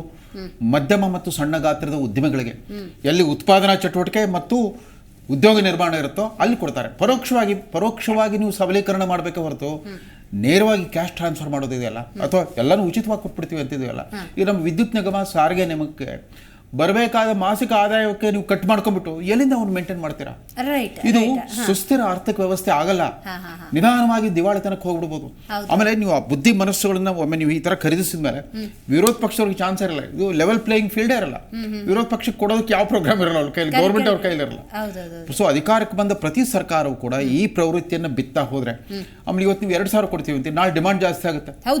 ಈಗ 1,25,17,000 ಕೋಟಿ ಜನಕ್ಕೆ ಕೊಡ್ತಾ ಇದ್ರಿ, ನಾಳೆ 3 ಲಕ್ಷ ಹೆಣ್ಮಕ್ಳು ಕೇಳ್ತಾರೆ ನಮಗೂ ಕೊಡಿ ಅಂತಂದ್ಬಿಟ್ಟು.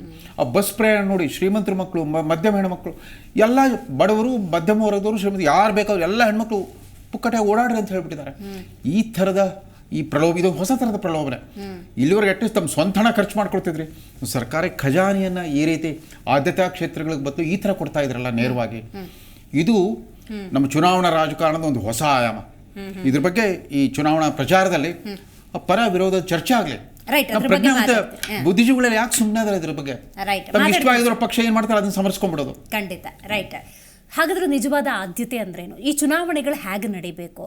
ಎಷ್ಟರ ಮಟ್ಟಿಗೆ ಇವತ್ತು ಚುನಾವಣೆಗಳು ನಡೀತಾ ಇದ್ದಾವೆ ಅಂತ ಹೇಳಿದ್ರೆ, ಒಬ್ಬ ಅಭ್ಯರ್ಥಿ ನಾನೊಂದು ಅಮೌಂಟನ್ನು ಕೊಟ್ಟು ಅಭ್ಯರ್ಥಿಯಾಗಿ ಇದ್ದು ಗೆದ್ದ ನಂತರದ ಸಂದರ್ಭದಲ್ಲಿ ಅದೇ ಪ್ರಮಾಣದಲ್ಲಿ ಅಥವಾ ಅದಕ್ಕಿಂತ ಹೆಚ್ಚಿನ ಪ್ರಮಾಣದಲ್ಲಿ ರಿಟರ್ನ್ಸನ್ನು ಪಡ್ಕೊಳ್ತೀನಿ, ನನ್ನ ಖಜಾನೆಯನ್ನು ಇನ್ನೂ ಕೂಡ ಚೆನ್ನಾಗಿ ಮಾಡ್ಕೊಳ್ತೀನಿ ಅನ್ನುವಂತಹ ಮನೋಭಾವ ಬರುತ್ತೆ ಅಂದರೆ ಇದಕ್ಕೆ ಬ್ರೇಕ್ ಹಾಕೋದಿಲ್ಲ. ಇದರ ಬಗ್ಗೆ ಕೂಡ ಮಾತಾಡೋಣ. ನಿಮ್ಮ ಅಮೂಲ್ಯವಾದಂತಹ ಮತವನ್ನು ಮಾರಬೇಡಿ ಅಂತ ಇವತ್ತಿನ ಕಾರ್ಯಕ್ರಮದಲ್ಲಿ ನಾವು ಹೇಳ್ತಾ ಇದ್ವಿ. ಯಾಕಂದರೆ ಒಂದೊಂದು ಮತ ಕೂಡ ಅಷ್ಟೊಂದು ಅಮೂಲ್ಯವಾದದ್ದು. ರಾಜ್ಗುರು ಅವರು ಇವತ್ತು ಎಷ್ಟರ ಮಟ್ಟಿಗೆ ಅಂತ ಹೇಳಿದ್ರೆ, ಒಬ್ಬ ಅಭ್ಯರ್ಥಿ ಚುನಾವಣೆಯಲ್ಲಿ ಕಾಂಟೆಸ್ಟ್ ಮಾಡಬೇಕು ಅಂತ ಹೇಳಿದ್ರೆ ಪಕ್ಷಕ್ಕೆ ಅಧಿಕೃತವಾಗಿ ಅಥವಾ ಅನಧಿಕೃತವಾಗಿ ಹಣ ಕೊಟ್ಟು ಅಭ್ಯರ್ಥಿ ಅಂತ ಗಿಟ್ಟಿಸ್ಕೊಳ್ತಾರೆ. ಗೆದ್ರೆ ಫೈನ್, ಗೆದ್ದಿಲ್ಲ ಅಂದ್ರೂ ಯಾವ ರೀತಿ ಬೇಳೆ ಬೇಯಿಸ್ಕೋತಾರೆ. ಬಟ್ ಗೆದ್ದ ನಂತರದ ಸಂದರ್ಭದಲ್ಲಿ ಈ ರಾಜಕೀಯ ವ್ಯವಸ್ಥೆಯಲ್ಲಿ ತಾನಿದ್ದೀನಿ ಅನ್ನೋದಾದ್ರೆ, ನಾನು ಎಷ್ಟು ಹಾಕಿದ್ದೀನಿ ಅದ್ರ ಡಬಲ್ ನಾನು ಪಡ್ಕೊಳ್ಬೇಕು ಅನ್ನುವಂತಹ ಮನೋಭಾವ ಕೂಡ ಇದೆ. ಅದನ್ನ ಮಾಡ್ಕೋತಾರೆ. ಇದ್ರ ಬಗ್ಗೆ ಏನ್ ಹೇಳ್ತೀರಿ? ಮೇಡಮ್ ಯಾವ ತರ ಆಗಿದೆ ಅಂದ್ರೆ ಒಂದಿಷ್ಟು ದುಡ್ಡಿದ್ರೆ ಯಾವುದೇ ಸಿದ್ಧಾಂತದ ಅವಶ್ಯಕತೆ ಇಲ್ಲ, ಆಮೇಲೆ ನಿಷ್ಠೆಯ ಅವಶ್ಯಕತೆ ಇಲ್ಲ. ಜನರಿಗೆ ನಾನು ದುಡ್ಡು ಕೊಟ್ಟಿದ್ದೀನಿ ಅನ್ನೋ ಒಂದು ಇದು ಇರುತ್ತಲ್ವಾ, ನಾನು ದುಡ್ಡು ಕೊಟ್ಟಿದ್ದೀನಿ, ನಾನು ಯಾಕೆ ಸೇವೆ ಮಾಡು, ಈ ತರ ಮನಸ್ಥಿತಿ ಇದ್ದಾಗ ಚುನಾವಣೆಯಲ್ಲಿ ಅದು ಹೆಂಗ್ ಪಾರದರ್ಶಕತೆ, ಅವರಿಂದ ನಾವು ಕೆಲಸನಾದ್ರೂ ಹೆಂಗ್ ನಿರೀಕ್ಷೆ ಮಾಡ್ಬೋದು. ನಾನು ತುಂಬಾ ರಾಜಕಾರಣಿಗಳ ಮನೆಗೆ ಹೋಗಿ ಬಂದಿರೋರ ಜೊತೆ ಮಾತಾಡಿದೀನಿ. ಏನಾದ್ರೂ ವೈಯಕ್ತಿಕವಾಗಿ ಆಮೇಲೆ ತಮ್ಮ ಊರಿಗೆ ಏನಾದ್ರೂ ಕೆಲಸ ಇದ್ರೆ ಅವ್ರು ಹೇಳೋದೊಂದೇ, ನಿಮ್ಗೆ ವೈಯಕ್ತಿಕವಾಗಿ ಏನಾದ್ರು ಇದ್ರೆ ಹೇಳಪ್ಪ, ಮಾಡಿಲ್ವಾ, ಡೈರೆಕ್ಟ್ ಆಗಿ ನೀವು ಕೇಳ್ತಾರೆ. ಆಮೇಲೆ ಏನಾದ್ರೂ ಒಂದ್ ಸ್ವಲ್ಪ ಜಾಸ್ತಿ ಕೇಳಕ್ ಹೋದ್ರೆ, ಯಾಕಪ್ಪ ಕೊಟ್ಟಿಲ್ವಾ ನೀನು, ತಗೊಂಡಿಲ್ವಾ ನೀನು ಆ ಟೈಮಲ್ಲಿ ಅನ್ನೋ ಪ್ರಶ್ನೆನೂ ಮಾಡ್ತಾರೆ. ಈ ತರ ಪರಿಸ್ಥಿತಿ ಇರ್ಬೇಕಾದ್ರೆ ಅದು ನಾವು ಒಬ್ರಿಂದ ಪಾರದರ್ಶಕತೆ, ಟ್ರಾನ್ಸ್ಪರೆನ್ಸಿ ಅದು ಹೆಂಗ್ ನಿರೀಕ್ಷೆ ಮಾಡೋಕ್ ಸಾಧ್ಯ? ರೈಟ್, ಗೊತ್ತಾಯ್ತು ಸರ್. ಇವತ್ತಿನ ಚುನಾವಣಾ ವ್ಯವಸ್ಥೆಗಳನ್ನು ನೋಡ್ತಾ ಇದ್ದಾಗ ನಮ್ಗೆ ಹೆಂಗೆ ಅನ್ಸುತ್ತೆ ಅಂತ ಹೇಳಿದ್ರೆ, ಒಬ್ಬ ಸಾಮಾನ್ಯನಲ್ಲಿ ಸಾಮಾನ್ಯ ರಾಜಕೀಯದೊಳಗೆ ಬಂದು ರಾಜಕೀಯದಲ್ಲೇ ಒಂದು ಉನ್ನತ ಸ್ಥಾನವನ್ನು ಗಳಿಸ್ಕೊಂಡು ಸೇವಾ ತತ್ಪರತೆಯಿಂದ ಜನಸೇವೆ ಮಾಡ್ತಿರುವ ಉದಾಹರಣೆಗಳಿದೆಯಾ ಇಲ್ವಾ ಅನುಮಾನ ಬರುತ್ತೆ ಸರ್. ಅಲ್ಲ, ಒಂದು ಹಿರಿಯ ತಲೆಮಾರಿನ ಅನೇಕ ರಾಜಕಾರಣಿಗಳು ಆ ಥರ ಗೆದ್ದು ಬಂದಿದ್ದರು. ಸೊ ವಿಶೇಷವಾಗಿ 1971 ಮತ್ತು 1972 ಒಂಥರ ನಿರ್ಣಾಯಕ ಚುನಾವಣೆ, ಒಂದು ತಿರುವು ಕೊಟ್ಟ, ಸಾರ್ವಜನಿಕ ಬಗ್ಗೆ ತಿರುವು ಕೊಟ್ಟಂಥ ಒಂದು ಟರ್ನಿಂಗ್ ಪಾಯಿಂಟ್ಗಳು. 1971ರಲ್ಲಿ ಇಂದಿರಾ ಗಾಂಧಿಯವರು ಗರೀಬ್ ಹಟಾವೋ ಘೋಷಣೆ ಮಾಡಿಬಿಟ್ರು. ಬ್ಯಾಂಕ್ಗಳ ರಾಷ್ಟ್ರೀಕರಣ ಮತ್ತು ರಾಜಧನ ರದ್ದತಿ ಮೂಲಕ ಜನಸಾಮಾನ್ಯರ ಗಮನವನ್ನು ತಮ್ಮತ್ತ ಸೆಳ್ಕೊಂಡ್ರು. ಸಮಾಜವಾದಿ ಒಲವಿನ ಒಂದು ಪ್ರಣಾಳಿಕೆಯನ್ನು ಘೋಷಣೆ ಮಾಡಿಬಿಟ್ರು. ಅವಾಗ ಜನರ ಉತ್ಸಾಹ ಎಷ್ಟಿತ್ತು ಅಂತಂದರೆ, ಇಂದಿರಾ ಗಾಂಧಿ ಅವರ ಹೆಸರಲ್ಲಿ ಯಾರು ನಿಂತರೂ ಗೆದ್ದು ಬರ್ತಾ ಇದ್ರು. ಬಟ್ ಆಗ ಇಂದಿರಾ ಗಾಂಧಿ ಅವರಿಂದ ದಕ್ಕಿದ ವರ್ಚಸ್ಸನ್ನು ಇಲ್ಲಿ ಕಾಂಗ್ರೆಸ್ ಸಂಚಾಲಕರಾಗಿದ್ದರು, ದೇವರಾಜ್ ಅರಸರು ಪ್ರದೇಶ ಕಾಂಗ್ರೆಸ್ ಸಂಚಾಲಕರಾಗಿದ್ದರು. ಎಲ್ಲಿ ತಮ್ಮ ಪಕ್ಷ ಗೆಲ್ಲೋ ಸಾಧ್ಯತೆ ಇರುತ್ತೋ ಅಲ್ಲೊಬ್ಬ ಹಣವಂತ ಅಥವಾ ಜಾತಿವಂತ ವ್ಯಕ್ತಿ ಬದಲು ಹಣ ಜಾತಿ ಎರಡೂ ಇಲ್ಲದೆ ಇರೋ ಒಬ್ಬ ವಿದ್ಯಾವಂತ ವ್ಯಕ್ತಿ ನಿಲ್ಲಿಸಿ ಟಿಕೆಟ್ ಕೊಟ್ಟು ಗೆಲ್ಲಿಸ್ಕೊಂಡು ಬಂದ್ಬಿಟ್ರು. ಅದೊಂದು ಪರಿವರ್ತನಶೀಲ ರಾಜಕಾರಣ. ಅದೇ ರೀತಿ 1972ರ ವಿಧಾನಸಭಾ ಚುನಾವಣೆಯಲ್ಲಿ ಅಷ್ಟೇ, ಎಲ್ಲೆಲ್ಲಿ ಗೆಲ್ಲೋ ಸಾಧ್ಯತೆ ಇತ್ತೋ ಅಲ್ಲಿ ಮೇಲ್ಜಾತಿ, ಮೇಲ್ವರ್ಗ ಮತ್ತು ಹಣವಂತ ಕುಟುಂಬದ ವ್ಯಕ್ತಿಗಿಂತ ಕೆಳಜಾತಿ, ಕೆಳವರ್ಗ, ವಿದ್ಯಾವಂತ ವ್ಯಕ್ತಿಗಳು ಯಾರ್ಯಾರಿದ್ರು, ಸಾರ್ವಜನಿಕ ಬದುಕಿನ ಸಕ್ರಿಯರು ಯಾರಾಗಿದ್ರು, ಆ ಪ್ರತಿಭೆ ಯಾರಲ್ಲಿ ಕಾಣುತ್ತೆ ಅಂಥವ್ರೆಲ್ಲ ಗೆಲ್ಸ್ಕೊಂಡ್ ಬಂದ್ಬಿಟ್ರು. ಇಲ್ದಿರೋ ಒಬ್ಬ ಧರ್ಮ್ ಸಿಂಗು, ಒಬ್ಬ ವೀರಪ್ಪ ಮೊಯ್ಲಿ ಇವರೆಲ್ಲ ಸಾರ್ವಜನಿಕ ಬದುಕಕ್ಕೆ ಬರೋಕ್ಕೆ ಸಾಧ್ಯ ಇತ್ತಾ? ಧರ್ಮ್ ಸಿಂಗ್ ಅವರು ರಜಪೂತ್ ಜನಾಂಗದವರು ಆ ಜೇವರ್ಗಿ ತಾಲೂಕಿನಲ್ಲಿ ಒಂದು 10 ಮನೆ ಇಲ್ಲ, ಸತತವಾಗಿ 9 ಸಾರಿ ಗೆಲ್ಸ್ಕೊಟ್ಟಿದ್ದಾರೆ ಅಲ್ಲಿ ಜನ. ಅಂದ್ರೆ ಜನ ಇವತ್ತು ಕೂಡ ಈ ರಾಜಕೀಯ ಪಕ್ಷಗಳು ಅನ್ಕೊಂಡಷ್ಟು ಜಾತಿವಂತರಲ್ಲ, ಜಾತಿ ಮೀರಿದ ಒಂದು ಒಲವನ್ನ, ಪ್ರೀತಿಯನ್ನು ತೋರಿಸಿ ಅನೇಕರನ್ನು ಗೆಲ್ಲಿಸ್ತಾ ಬಂದ್ಬಿಟ್ಟಿದ್ದಾರೆ. ಖರ್ಗೆ ಅವರು ಕೂಡ ಏನೂ ಆಗಿರಲಿಲ್ಲ. ಖರ್ಗೆ, ವೀರಪ್ಪ ಮೊಯ್ಲಿ ಇಡೀ ತಲೆಮಾರನ್ನ ಬೆಳಕಿಗೆ ತಂದವರು ದೇವರಾಜ್ ಅರಸರು. ಅದು ಸಾಮಾಜಿಕ ಪರಿವರ್ತನೆ ಪರ್ವ ಅದು. ಸೊ ಈ ಥರದ ಪ್ರವೃತ್ತಿ ಅನೇಕ ಇತ್ತು. ಆಮೇಲೆ ನಮ್ಮ JH ಪಟೇಲರು, ದೇವೇಗೌಡರು ಇವರೆಲ್ಲ ಹಣನೇ ಇರ್ತಿರಲಿಲ್ಲ, ಅವ್ರು ತಮ್ಮ ವರ್ಚಸ್ಸಿನಿಂದ ಗೆದ್ದು ಬರ್ತಾ ಇದ್ರು. ಮುಂದೆ ಸ್ಥಿತಿ ಬದಲಾಗ್ತಾ ಬಂತು. ಅದು ಬಿರಲಿ, ಇವ್ರಿಗೆ ಮೇಲ್ಪಂಕ್ತಿ ಹಾಕಿಕೊಡ್ಬೇಕಾಗಿರೋರು ಯಾರು? ಸಾಮಾನ್ಯ ಮತದಾರರಿಗೆ. ಪ್ರತಿ ಸಾರಿ ನೀವು ವಿಧಾನ ಪರಿಷತ್ ಚುನಾವಣೆ ಅಸೆಂಬ್ಲಿಯಿಂದ ನಡೀತಲ್ಲ, ವಿಧಾನ ಪರಿಷತ್ ಚುನಾವಣೆ, ಆಮೇಲೆ ರಾಜ್ಯಸಭಾ ಚುನಾವಣೆ, MLAಗಳೇ ಮತದಾರರು. ಪ್ರತಿ ಸಾರಿ ಒಬ್ಬ ಕೋಟ್ಯಾಧಿಪತಿ ಉದ್ಯಮದಾರನ ಯಾಕೆ ನಿಲ್ಲಿಸ್ತಾರಲ್ಲಿ? ನಿಲ್ಲಿಸ್ಬಿಟ್ಟು ವಿಪ್ ಕೊಟ್ಬಿಟ್ಟಿರ್ತಾರೆ. ಆತ ಬೇರೆ ತೋರಿಸ್ಬಿಟ್ಟು ಮತ ಹಾಕ್ಬೇಕಲ್ಲಿ. ಪಾರ್ಟಿ ಲೀಡರ್ ಒಬ್ರು ಅಲ್ಲಿ ನಿಂತಿರ್ತಾರೆ, ಅಬ್ಸರ್ವರ್ ಅಲ್ಲಿ ನಿಂತಿರ್ತಾರೆ, ಅವ್ರಿಗೆ ತೋರ್ಸ್ ಮತ ಹಾಕ್ಬೇಕು. ಕಮಿಟ್ ಆಗಿಬಿಟ್ಟಿರ್ತಾರೆ, ಇಂತಿಂಥ ಕ್ಯಾಂಡಿಡೇಟ್ ಇಂತಿಂಥ ಅಂತ. ಹಾಗಾಗ್ಬಿಟ್ಟು ಮೇಲ್ಪಂಕ್ತಿ ಹಾಕಿಕೊಡ್ಬೇಕಾಗಿರೋ MLAಗಳ ಮೇಲೆ ಈ ಥರ ಅಪವಾದ ಇದೆ. ಇಂಥ ದೊಡ್ಡ ಹಣವಂತನನ್ನು ಯಾಕೆ, 1000 ಕೋಟಿ ಮಾಲಕರನ್ನು ಯಾಕೆ ನಿಲ್ಲಿಸಿದ್ರು? ಎಲ್ಲ ಬಿಟ್ಬಿಟ್ಟು ಅಲ್ಲಿ ಸಂಸದೀಯ ಪಟುತ್ವ, ಸಂಸದೀಯ ರಾಜಕಾರಣಕ್ಕೆ ಬೇಕಾದಂಥ ಪ್ರತಿಭೆ, ಸಾಮರ್ಥ್ಯ, ವಾಕ್ಪಟುತ್ವ, ವಿಚಾರಧಾರೆ ಏನಾದರೂ ಇದೆಯಾ ಅಂತ ಯಾರು ನೋಡ್ತಾ ಇಲ್ಲ. ಹಾಗಾಗಿ ಮೇಲ್ಮನೆಗೆ ಮೇಲ್ಪಂಕ್ತಿ ಹಾಕಿಕೊಡ್ಬೇಕಾಗಿತ್ತು. ಅದೇ ರೀತಿ ವಿಧಾನ ಪರಿಷತ್ಗೆ ಲೋಕಲ್ ಬಾಡಿ ಮತ್ತು ಪದವೀಧರ ಕ್ಷೇತ್ರಗಳಿಂದ ಅಲ್ಲೂ ಕೂಡ ಹಣವಂತರೇ ಬರ್ಲಿಕ್ಕೆ ಶುರು ಮಾಡಿಬಿಟ್ರು. ಹಣವಂತರು, ಜಾತಿವಂತರು ಬರ್ಲಿಕ್ಕೆ ಶುರು ಮಾಡಿಬಿಟ್ರು.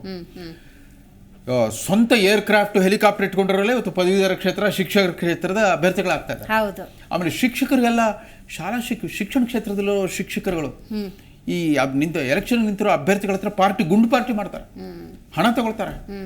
ಅವರು ಕೂಡ ಇಂಥ ಪ್ರಲೋಭನೆಗೆ ಬಲಿಯಾಗಿರುವಾಗ ಪಾಪ ಒಬ್ಬ ಬಡಪಾಯಿ ಸಾಮಾನ್ಯ ಮತದಾರನ ಬಗ್ಗೆ ನಾವು ಯಾಕೆ ಇಷ್ಟೊಂದು ಚರ್ಚೆ ಮಾಡ್ಬೇಕು ಹೇಳಿ? ಸ್ವತಃ MLAಗಳೇ ಈ ಥರ ಇದಾಗ್ತಾರೆ. ಆಮೇಲೆ ಇವರಿದ್ದ ಕಾಲದಲ್ಲಿ ಈ ಹಂಗ್ ಅಸೆಂಬ್ಲಿ ಸೃಷ್ಟಿಯಾಗಿ, ಹಂಗ್ ಪಾರ್ಲಿಮೆಂಟ್ ಇದ್ದಾಗ ಆ ಚುನಾಯಿತ ಸರ್ಕಾರ ವಿಶ್ವಾಸಮತ ಯಾಚನೆ ನಿರ್ಣಯ ಮಂಡಿಸ್ತಾ ಇರ್ತಾರೆ. ಆಗ ಅನೇಕ ಸಾರಿ ಲಂಚ ನೀಡಿಕೆ ಆರೋಪಗಳು ಬಂದ್ಬಿಟ್ಟಿದೆ. PV ನರಸಿಂಹರಾವ್ ನೇತೃತ್ವದ ಕಾಂಗ್ರೆಸ್ ಸರ್ಕಾರದ ಅವಧಿಯಲ್ಲಿ ಅವ್ರಿಗೆ ನೋ ಕಾನ್ಫಿಡೆನ್ಸ್ ಮೋಷನ್ ಬಂದಾಗ JMM ಪಕ್ಷದ 7 ಜನ ಸಂಸತ್ ಸದಸ್ಯರಿಗೆ ದುಡ್ಡು ಕೊಟ್ಟರು ಅನ್ನೋದನ್ನು ಸಾಬೀತು ಮಾಡಿ ತೋರಿಸ್ಬಿಟ್ರು. ಅವರೆಲ್ಲ ಶಿಕ್ಷಕರು, ಅವರು ಎಕ್ಸ್ಪೆಲ್ ಆಗಿಬಿಟ್ರು. ಆ ಪ್ರಸಂಗ ಬಹಳ ಘೋರವಾಗಿ, ವೋಟ್ ಫಾರ್ ನೋಟ್ ಅಂತ, ನೋಟ್ ಫಾರ್ ವೋಟ್. ಸೊ ಆಳುವ ಪಕ್ಷ ಪರವಾಗಿ ಸದನದಲ್ಲಿ ಮತ ಚಲಾಯಿಸಲಿಕ್ಕೆ ದುಡ್ಡು ತಗೊಂಡ್ಬಿಟ್ಟಿದ್ರು. ಹೌದು. ಅದು ಸದನವೇ ಅದು ಕೋರ್ಟ್ ವ್ಯಾಪ್ತಿಗೆ ಬರಲ್ಲ ಅಂತ ಅಂದ್ಬಿಟ್ಟು ನ್ಯಾಯಾಂಗದಲ್ಲಿ ಒಂಥರ ಕೆಲವರು ಕೇಸು ಗೆದ್ಬಿಡ್ದು. ಇತ್ತೀಚೆಗೆ ನ್ಯಾಯಾಲಯ ತೀರ್ಪು ಕೊಟ್ಟಿದೆ ಅಂತ ಒಂದು ಪ್ರಸಂಗದಲ್ಲಿ. ಅವನು ಬೇರೆ ಯಾವುದೇ ವಿಚಾರದಲ್ಲಿ ಪಕ್ಷದ ವಿಪ್ಪನ್ನು ಉಲ್ಲಂಘಿಸೋದು ಬೇರೆ, ಆದರೆ ಭ್ರಷ್ಟಾಚಾರದ ವಿಚಾರದಲ್ಲಿ ಅದು ಸದನದ ಒಳಗೆ ಮಾಡಿದ್ರು ಕೂಡ ಅಪರಾಧ, ಗೌರವ ಕ್ರಿಮಿನಲ್ ಅಪರಾಧ, ಅದು ಶಿಕ್ಷಾರ್ಹ ಅಂತ ಅಂದ್ಬಿಟ್ಟು ಮೊನ್ನೆ ಸುಪ್ರೀಂ ಕೋರ್ಟ್ನ ಒಂದು ಪೀಠ ಅದನ್ನು ತೀರ್ಪು ಕೊಟ್ಟಿದೆ. ಸೊ MLA MP ಆಗಿರೋರೇ ಪ್ರಲೋಭನೆಗಳಿಗೆ ಬಲಿ ಆಗ್ತಿರುವಾಗ ಬಡ ಮತದಾರರು, ಜನಸಾಮಾನ್ಯರ ಮತದಾರರು ಸಾರ್ವತ್ರಿಕ ಚುನಾವಣೆಯಲ್ಲಿ ಅದು ಇದ್ರ ಬಗ್ಗೆ ನೋಡಿ, ಗ್ಯಾರಂಟಿ ಕಾರ್ಡ್ ಬಗ್ಗೆ ಯಾರು ಚರ್ಚೆ ಮಾಡ್ಲಿಕ್ಕೆ ಹೆದರ್ಕೊಳ್ತಾ ಇದ್ದಾರೆ. ನಾವು ಬಡವರು ನಮ್ಮನ್ನು ಬಡವರು ವಿರೋಧಿ ಅಂತ ಅನ್ಕೊಬಿಡ್ತಾರೆ ಅಂತ. ಆ ಬಡವರಿಗೂ ನಾವು ತಿಳುವಳಿಕೆ ಕೊಡ್ತಾ ಇಲ್ಲ. ಹೌದು, ಅದ್ರ ಬಗ್ಗೆ ಬರ್ತೀನಿ ಸರ್. ಪದ್ಮಾಕ್ಷಿ ಅವರೇ, ಈಗ ಹೇಗಾಗ್ಬಿಟ್ಟಿದೆ ಅಂತ ಹೇಳಿದ್ರೆ ಪರಿವರ್ತನೆ ಎಲ್ಲಿಂದ ಆಗಬೇಕು, ಹೇಗಾಗಬೇಕು ಅನ್ನೋದೇ ಪ್ರಶ್ನೆ. ಕೊಡೋರು ಇದ್ದಾರೆ, ತಗೊಳ್ಳೋರು ಇದ್ದಾರೆ. ಪ್ರಜಾಪ್ರಭುತ್ವ ವ್ಯವಸ್ಥೆಯಲ್ಲಿ ದುಡ್ಡು ಓಡಾಡ್ತಿದೆ. ಸರಿ ಆಗಲೇಬೇಕೀಗ, ಸಮಸ್ಯೆ ಆಗಿದೆ. ಪರಿಹಾರ ಎಲ್ಲಿಂದ, ಹೇಗೆ ಪರಿಹಾರ? ಎಲೆಕ್ಷನ್ ನಿಂತ್ಕೋಬೇಕಾದ್ರೆ ಜನ ಅವ್ರಿಗೆ ಹೇಳೋದು, ನಿಮ್ ದುಡ್ಡಿದ್ರೆ ಮಾತ್ರ ನಿಂತ್ಕೋ ಅಂತ ಹೇಳಿ ಹೇಳೋ ರೀತಿಯಲ್ಲೇ ಒಳ್ಳೆ ಕ್ಯಾಂಡಿಡೇಟ್ಸ್ ಕೇಳಿಸ್ಕೊತಿದ್ದಂಗೆ ವಿಡ್ರಾ ಮಾಡ್ಬಿಡ್ತಾರೆ. ಎಲ್ಲಪ್ಪ ನಮ್ ಕೈಲಿ ಆಗಲ್ಲ, ಇದನ್ನ ಮ್ಯಾನೇಜ್ ಮಾಡಕ್ಕೆ ಆಗಲ್ಲ ಅಂತ. ಮೋಸ್ಟ್ ಆಫ್ಲಿ ಅಲ್ಲಿ ಸೆಲೆಕ್ಷನ್ ಅಲ್ಲೇ ಮೂಲಭೂತವಾಗಿ ಅಲ್ಲೇನೆ ಎಲಿಜಿಬಿಲಿಟಿ ಇರ್ಬೇಕಾದ್ರೆ ಅಂಥವ್ರಿಗೆ ಟಿಕೆಟ್ ಅನ್ನ ಕೊಟ್ಟಾಗ ಅದು ದುಡ್ಡು ಮ್ಯಾಟರ್ ಆಗಲ್ಲ. ಕೆಲಸ ಮಾಡಿರೋ ವ್ಯಕ್ತಿಗಳು, ನಾನೇನ್ಲೇ ಎಲ್ರ ಬಗ್ಗೆ ಹೇಳ್ತೀನಿ, ಕೆಲವೊಂದ್ ಕಡೆ ಹಂಗ್ ನಡೀತಾ ಇದೆ. ಮೂಲಭೂತವಾಗಿ ಚೇಂಜಸ್ ಅನ್ನ ನಾವು ಮಕ್ಕಳಿಂದನೇ ಸ್ಟಾರ್ಟ್ ಮಾಡ್ಬೇಕು. ಎಲೆಕ್ಷನ್ ವೋಟಿಂಗ್ ಅಂತೆಲ್ಲ it is not money, it's all about ನೀವ್ ಹೆಂಗ್ ಯೋಚನೆ ಮಾಡ್ತೀರಾ, ಯಾರನ್ನ ಸೆಲೆಕ್ಟ್ ಮಾಡ್ತೀರಾ ಅನ್ನೋದನ್ನ ಅಲ್ಲಿಂದನೇ.